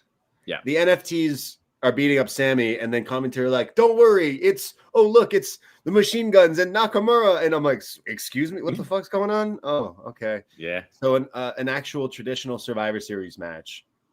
I don't know. I think part of me is like, yes, you could at any point rehab Sami Zayn to be in a WrestleMania World Title match, and Vegas could be the year. Okay, maybe Saudi will be the year, but I can't stand this bloodline adjacent, whatever dead president makeup they're wearing, whatever this shit is. I cannot stand it. And watching the clip of them, if you want to call it, beating down on Sami Zayn was embarrassing.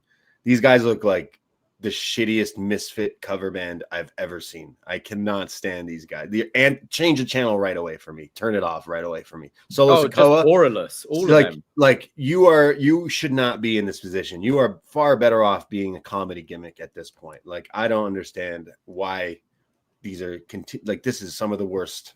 I cannot stand it. I think it's so bad. Terrible. I can't watch it. It's so fucking bad. But hey, Jeff Cobb's getting the check, so bless him. But fuck, yeah. And yeah, I'm pretty sure that was SmackDown. Like, still, we've been going on forever. Like, creatively, just so lazy, stale, boring, and you're just relying on people like Ilya to really wake it up. The good thing about 3 hours is we'll probably get tag matches again. Like Machine Guns will probably be able to wrestle again, stuff like that. But like, what have they done for us lately? Road Dogg has to go. What have Machine Guns done? Nothing. Since they coming haven't been on into TV. WWE? Nothing. They won the titles, had like matches that were just there. Yeah. Nothing necessarily memorable since coming in. The creative has just been absolutely like the TLC, all that. Like, there was a good. TLC. A good portion with the tag division. You know, absolutely stand corrected. Yeah, the TLC matches there was 2 of them, right?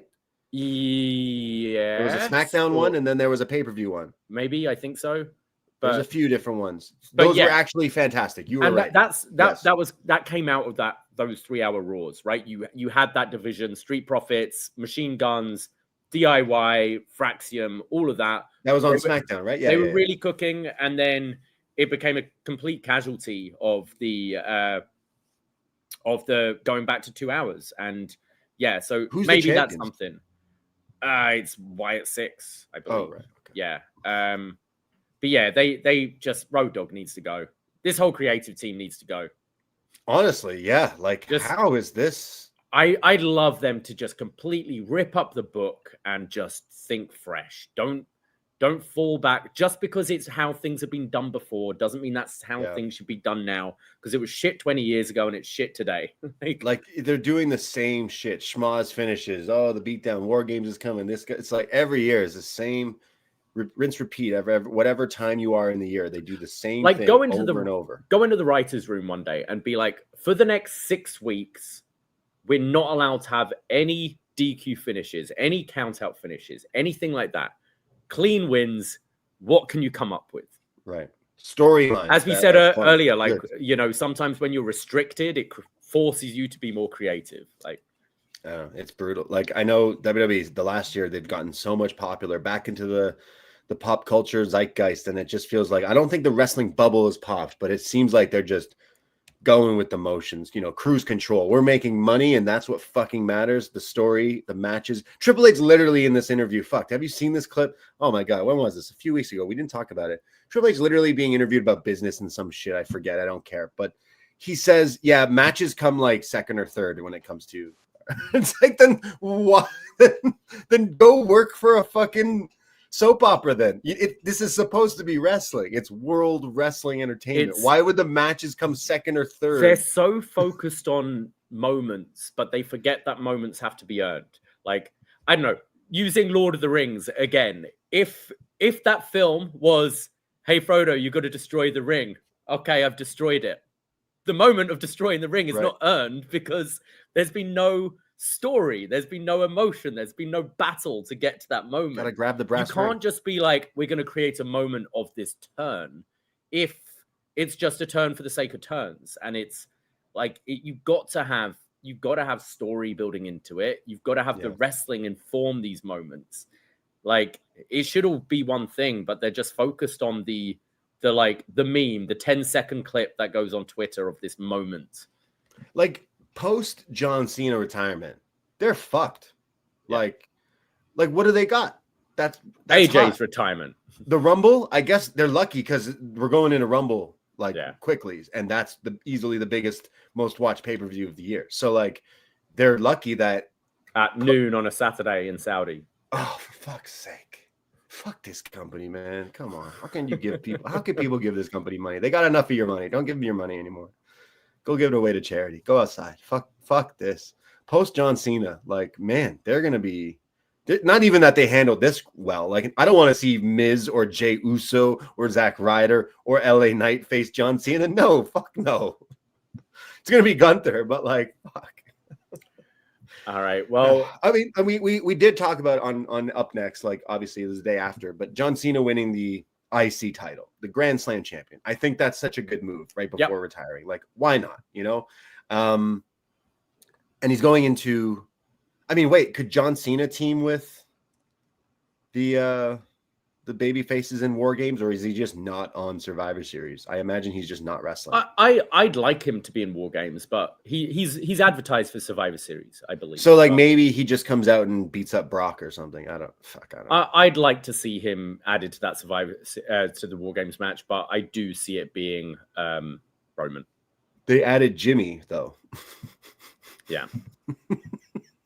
Yeah. NJ, both of them could get off that team, to be honest, and just add Roman and Cena. That'd be so much better. Could you see, like, that would be nuts. Cody, Punk, Roman, Cena. That's insane. Yeah, that'd be great. And then Jimmy Uso and Jey Uso. Well, yeah, I think John Cena winning was awesome. The stuff with Dominic was completely awesome. Again, we did talk about it on Up Next, but he's advertised his last Raw ever, Madison Square Garden, tomorrow night, November 17th. I think it's going to happen. I think the thing I've been waiting for. You know, we do this show called The Champ Is Here, and there's a moment in John Cena's career where he really did turn heel years before Elimination Chamber and The Rock. I'm talking about when CM Punk beat John Cena for the money, at Money in the Bank, for the WWE title, and then left the WWE as champion. Vince McMahon was forced to create a new champion, a tournament to crown a new WWE champion. Rey Mysterio wins the WWE championship while the wrestlers are popping bottles. John Cena interrupts and goes, "Fine speech. How about you put that title on the line against me tonight, even though you just won it?" John Cena goes on to beat Rey Mysterio for that title. The opposite has to happen. Rey Mysterio has to come out and challenge John Cena at MSG, one of the biggest Raw matches ever on John Cena's final Raw, and Rey Mysterio wins the IC title back. Book it. I'd love to see Ray v. John. I don't think you're having Cena get beat before his final. So he beats Ray again. Yeah. Book that then. So he can lose it to Walter or Yeah. Gunther. But yeah, I think you should do Rey Mysterio and John Cena in Madison Square Garden tomorrow night. But if it's not him, who would you put? Randy? We already did it. Like, you could do Punk one more time on Raw. Okay. I mean, that one, yeah, the last one didn't really hit for me. Yeah. So and they did what I think it was Punk name dropped Cena in his promo last week. So okay, you could do that. Randy, I don't necessarily see. I don't think you need to go back to that one. Yeah, Punk I'd would be say, great. I'd say Punk or Ray. That we just did our Champ is Here episode 13 with the Rock Cena feud, but we also talked about the John Cena Punk Raw match. We watched it and talked all about that, and like you said, that's one of your favorite Raw matches maybe ever. So like run it back one last time on John's final Monday Night Raw. That would be pretty sweet. So who's the mystery opponent in the tournament? Is there still one left? We got one on Raw. Yeah, tomorrow night. Mm-hmm. Is it Chris Jericho? He's not completely out of AEW, is he? I don't think so. Yeah. I don't know. Andrade. Oh God, no. Edge. I could see it being Joe Hendry, which I would groan at, but yeah. I could see that being an option. Right. Yeah. We see Gunther winning this thing anyways. So what does it really matter? I guess. Yeah. But yeah, it'll be Trump. That's who it'll be. So he can show up in Washington. Now, we're talking about the creative troubles of WWE right now. But I think we should now move to a company that is in their creative stride right now. As Frankie Kazarian finally did it. Frankie Kazarian is your new TNA World Heavyweight Champion. That's not even cool. Like, oh, man, I'm not even mad that it's Kaz who won. I think Kaz coming back to TNA, that had to be part of his shtick. I need to come back to win a title at least somewhere. And TNA was his place for all these years in the past. Yeah. I'll be honest, not mad at Kaz winning the title at all. It's how we got here. That's the problem. And what they're trying to now do that is completely stupid. And TNA going TNA, as they say. Fuck that owl. Santana losing in 54 seconds to Kaz via roll-up. It was a nice roll-up, sure, but wow. This company does it again. What was it? Chris Jericho was just saying how TNA is looking like the number 2 company. Yeah, number 2 is definitely what I think about when I think about TNA. I feel like a big old number 2 TNA wrestling. Holy shit. How do they keep managing to fuck up like this? First, you take a break after your self-proclaimed biggest show ever, yada, yada. Okay, Dudley's Hardys were completely the reason that was interest in that pay-per-view. You go on a break for 4 month. weeks off. Yeah. And then you come back and this is what you do. Yeah. It's sure. It's so stupid. Like I don't care about TNA. Not at all. It's just hilarious. Care. Like I see people, poor Mike Santana. I don't care about poor Mike Santana. He's gonna be fine. He's getting paid. He'll be fine. It's like, it's a story. It's not like he's gonna be knocking around the bottom of the card moving forwards. Like it's clearly a story to move forward. But again, it shows like just how creatively bankrupt these companies are, because it's very easy to write the chase. Get a baby face that you really want to see beat the heel. And the issues are always, how do you book this baby face once they're the champion? Right? It's they've become champion. Now what's the next step? How do we keep this champion interesting? How do we keep this baby face interesting with interesting challenges moving forwards? And TNA, this isn't the first time. Like, they don't know how to do that. You had Josh Alexander win the title, like, after a huge build a year or two ago. And then it was Moose immediately cashes in for heat. And then, well, the story's still in the chase. It's Alexander chasing for this title. It's the same thing here. And it's just so lazy. It's so ill thought out. Like like companies have been at their best in the past when you've had a white hot babyface who people get behind. Stone Cold Steve Austin. People aren't, it wasn't like heel champion. It wasn't Triple H as this long heel champion that was doing blockbuster business. It was Steve Austin, right? Like it's Hogan in the 80s as babyface, like all those things. And just to squash it that quickly for heat to continue the chase, but just being too lazy to think, how can we make Santana interesting as champion? I laughed. As I said, I don't care. I'm not invested in TNA at all. There's good wrestlers there. You're going to see some good wrestling there, but I don't care about this belt. I don't care about who's holding this belt. And then when it comes to Kaz, I'm like you. I don't begrudge Kaz, but there's a story to be told with Kaz winning his first world title at this point in his career. This wasn't it. And I think it's not as a heel. It's not through this heel going through a midlife crisis, wearing these ridiculous clothes that we've been seeing. It's you do it the way they did Christopher Daniels winning the ROH championship, where it's you're in the twilight of your career and you're the underdog babyface, and finally you win it. And I think he is a TNA original. I think there would be people who would like to see that. It doesn't need to be a long run, but I think this point in his career as a heel, winning this, squashing any goodwill you had from Bound for Glory, it's so fucking brain dead. Yeah, I can't even call this hot garbage. It's like garbage that's been left out for 3 weeks on a strike in the cold. It's fucking terrible. And I will continue to not watch this show because on top of that, you got the NWO invasion of Lexis King, fucking all the TNA stacked, High Rise, Brooks, Dempsey, Jensen, Brooks, all invading TNA. And it's like, we're I think Mr. Stone involved for some reason. Oh, we're invading TNA. It's like, really? We did that already. And now you're doing it with like Evolve C-level people. It's the Evolve people, right?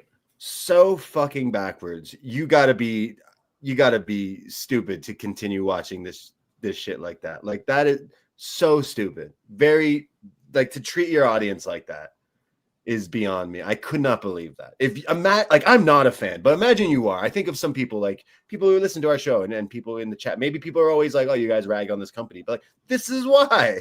This is what. How can you follow this and enjoy this? Like, it's not like, oh, like you said, they're doing it for the heat and like it's heel heat. See, you're talking about and you're angry. It's like, no, it's bad. It's so terrible. And who comes up with this shit? Like, why?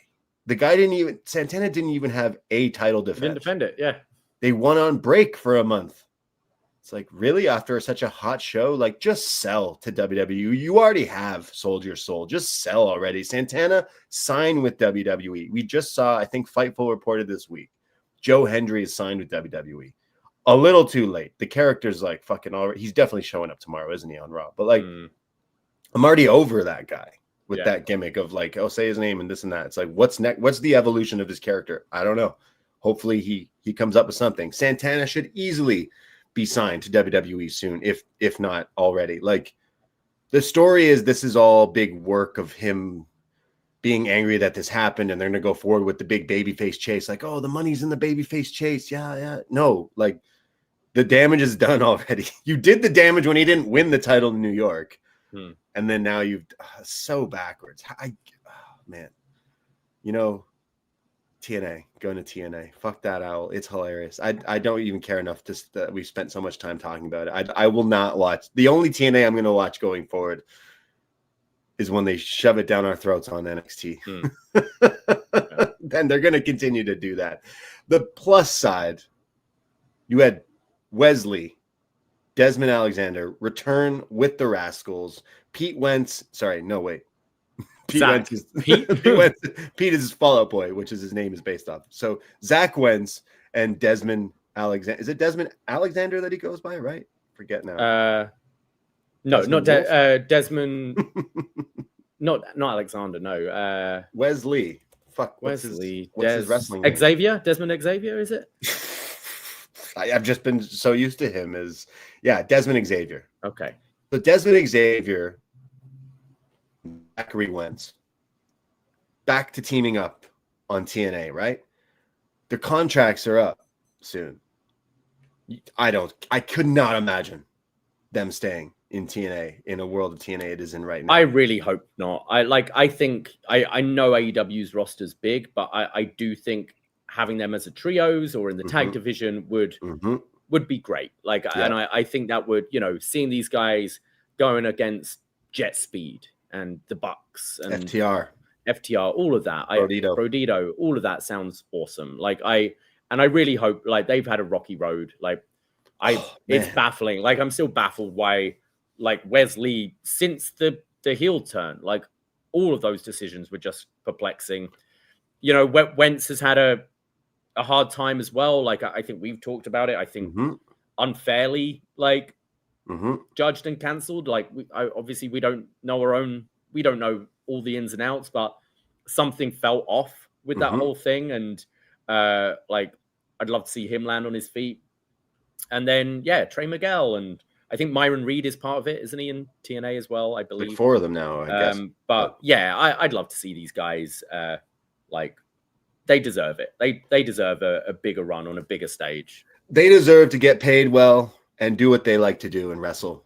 And I don't know if I think their ceiling at TNA, it's over. I think they should go to AEW. Yeah. I think they would a clean slate, get over, have some fun matches, and get paid. And I would like to see that. I won't watch them in TNA. I will refuse. Put the Hardys and the Dudleys in a TLC match. I'm not even going to fucking watch that. I cannot watch this show. I hope those guys go. I would love to see. What did they go by in NXT? MSK? MSK. I guess they own the name Rascals, hopefully. I think they can use Rascals. Yeah, they've used it in other promotions, haven't they? Yeah, bring the Treehouse over to AEW. Who could they smoke up with in AEW? RVD he showed up in TNA before, but it's got to be some stoners in AEW that they'll have the Treehouse with. But I was happy to see that. We followed Wes and Nash Carter, right? Wes Lee, Nash Carter, Detective Lee, Detective Carter, Rush Hour. We followed them, and they had such an up and down with injuries, and like you said, that stuff with Wentz. And I think they're great. I hope they can definitely land on their feet and not wrestle in TNA. But it was cool to see them back together. I bet that was pretty emotional for those two guys. Was there anything else from that? Well, you mentioned the Jericho comment, and maybe we can talk about that a little bit. Okay. So I've been beating the drum the last week of wouldn't it make sense for Jericho to come into WWE in the Royal Rumble, show up in TNA since they have this TNA agreement? There's history with Santana being the member of the Inner Circle. Great band. Inner Circle, yeah. And then the history there, Jericho never being in TNA except that one time in 2005 when he kind of teased that he was going to go there. But Jericho, TNA championship run, feud with Santana, that would have been something that definitely came across my mind. But since the Santana stuff with Kaz, I imagine they go back to Santana as champion. It couldn't be that stupid. Yeah. But we would see. Maybe. So I don't know. I don't necessarily think that is the case. I think Jericho is leaving AEW. Jericho already, like I said, talking about, TNA looking like the number 2 promotion. Jericho's already doing what wrestlers love to do when you leave a place, is talk bad about the other place. So I think what was interesting was it would have been so easy for him to just go, because he's got the Dudleys on there. He's like, man, I watched Bound for Glory. It looked like the number 2 promotion. It looked sold out. The production was great. He could have left it there. Yeah. People still going to go, you shouldn't be saying that, but it is true. It looked good. Bound for Glory looked good. He didn't need to say, compare that to AEW Dynamite in the ECW arena. Right. It's okay, cool, Jericho. Compare that to Wembley fucking Stadium. Compare that to All in Texas. Compare it to these other Arena Mexico this year. Compare it to these things. Yeah. Like the ECW arena, we went off on it. It looked bad. Some of these residencies look bad, and especially coming off of big sold out shows. But it was such an unnecessary comment that there's going to be so many more. That makes you go, oh, he's done. He's gone. Oh, there's going to be so much more. He's going to want to explain things of what happened. Well, I wanted to do with this. I wanted the Winnipeg Jets tag team to Golden Jets to go this way. And then I wanted the Jericho appreciation. No, bro, we hated it. We rejected it. You should have been fucking hanging him up 2 years ago. He's my GOAT. And I still am like, bro, go away.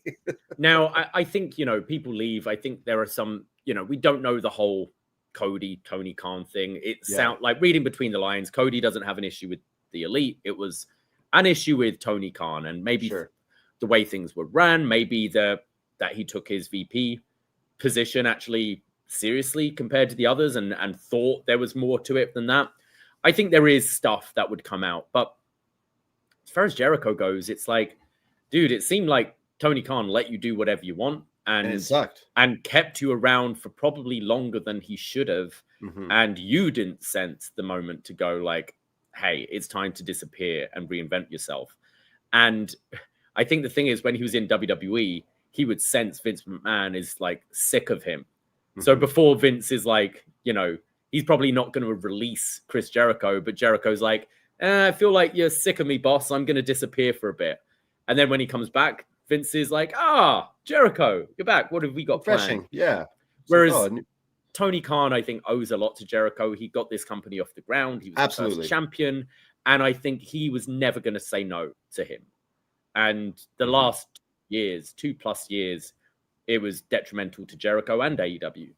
Yeah, like the last 2 years of Jericho is the notch on his everything you've done is pretty good. WCW. Hey, you're still in ECW. WWF, big star. Going back to WWF, Suit Jericho, The List Jericho, then AEW, the bubbly. He did good stuff in AEW, and then the learning tree type shit, and it's like, that was maybe the bottom of the barrel of your career. Not saying it's over, but you could have stepped away for a way longer time and then reinvented yourself. He's the king of reinventing himself, and he tried 3 times in the last 2 years, and it didn't work. And he's definitely going to be someone who's vocal and anti-AEW going forward. If that one-off comment about TNA isn't letting you in on, I have a feeling he's going to go and say other shit once he's done with them. And I don't necessarily think we see people do that about WWE, and I don't think necessarily that's all right, because he's going to do it. He's definitely going to shit on them and say this and this, but it's like, dude, you should have went away. You should have known better. Unless he's like, hey, I didn't want to be on TV. Tony Khan made me and stuff like that, which I don't think would be the case. Again, Jericho being one of my absolute all-time favorites is like, I'd rather you just retire in WWE and ride off in the sunset and go play Fozzy shows. So, Jericho, his contract comes to an end at the end of December this year. I think that's it, baby. I think Rumble, right? Rumble appearance. He can certainly be an opponent for AJ's retirement tour. Maybe over the TNA Championship on WWE TV. Who knows? Yeah, I feel like that would be something he's in his mind of like, hey, at least I could do TNA stuff. That's something that's new and fresh and brings a whole something there. And Santana, again, being some history, I guess you could go with that stuff. But yeah, I don't know. Again, Jericho show up in the Rumble, get a big pop. I think people would love to see him back, and then the novelty might wear off. Although he's posted photos, he's taking it seriously. He looks like he's in great shape and all that stuff. And hey, if it's his last hurrah, then absolutely. But I said it earlier today. Never forget, wrestlers are carnies. They are grifters, and they are always working us. And sometimes we love it. So I don't know. The learning. What did he call himself? The learning tree. What is this? Yeah. The knowledge bush. The bush of knowledge. The knowledge nut. I don't know what the fuck he's gonna. Now, does he come back to break the walls down, or Judas? That's tough. That's really. I think Judas would be again like a refreshing thing in WWE where you get people singing it again and stuff. But also, we've seen how they've wanted to keep some of the presentation, like with Jade keeping her theme, Cody, obviously, things like that. But also, it's I don't know there'll be a huge pop for either. But Break the Walls is WWE lit too, though. Break the Walls sounds pretty good. Yeah, well. I do love that. And because song. we haven't heard it for years now at this point. Like once you get the Millennium Countdown, people should be going nuts. Oh, it's in Saudi, right? Oh, for fuck's sake. Yeah. Break the walls down. They're all going to be chanting that in Saudi. Mm. I kind of want him to come out in the Rumble, to be honest. Like, get the run done. You need a retirement run in WWE. You need the Hall of Fame ring, 100%. So we shall see. But yeah, the learning tree in WWE. Anything else from this week in the world of wrestling? I know we've kind of gone long, but I can't think of anything else. I think I think we covered it. Everything. I saw there was WWE promoting the LJN figures, like the old school rubber figures. The little rubber. Yeah, those are awesome. I got my Macho Man one, Hulk one somewhere, but it's just funny that out of the 4 people, you got Dusty, Hulk Hogan, John Cena, and Logan Paul. For fuck's sake. It would have been cooler if it was more like modern ones, like. The Hogan ones already existed. It literally already existed. Yeah, it's a replica of the old one. It's like it'd be cooler having your Cenas and Ortons and AJs and all that. Yeah, I think CM Punk, John Cena, Roman, Cody. Like, what? Why? Why is it that one? It's like I feel I still have a Hogan and Dusty at home somewhere already. Yeah. And then also it was the 20th anniversary of the passing of Eddie Guerrero this week, and that made me think 20 years. It's crazy. And people are still doing those triple suplexes every fucking match. So going down in legend. You know, we haven't done a best match ever Eddie Guerrero, but we have done so many wrestling review pods that we've covered a lot. Included him, that included like a lot of his best stuff. So maybe on the 25th anniversary we do something for Eddie. I remember I was in junior high school maybe, and I was in art class and I made a bootleg Eddie Guerrero armband and pins, and my friends were like, we don't even know much about wrestling, but you're saying the sick wrestler died, then rest in peace. And I remember that being a whole thing, but I can't believe it's been 20 years already since that. Damn, that's absolutely crazy. So I saw a lot of wrestlers posting a lot of stuff. The Rey Mysterio tribute as well. Would recommend. It was pretty great. And of course, John Pollock at Post Wrestling also posting up a great stuff as well. But yeah, couldn't believe that. Time flies. We're getting old. I was a youngin' when that happened, and I'm like, damn. I was a youngin' when this show started, I feel. Yeah. I think that's about it. I think that's the rest of the stuff in the world of wrestling. We will have tons of shows coming up in the future. Again, Snap-Ranas on the Patreon, as well as our Champ is Here episode 13, our GoldenEye review, and so much more. So appreciate everyone out there listening to us. We will be back. I'll have an up next. I know you're away. I think I'm going to be joined by Boris from A+ again. So look for that on Tuesday night for Gold Rush, and then tons of other shows. Follow the socials if you haven't already, but appreciate everyone out there. We love you. Absolutely. We love you very, very much. That is it. That is all. Take care. Goodbye. Be safe. And woo, woo, woo. You know it. Ahoy!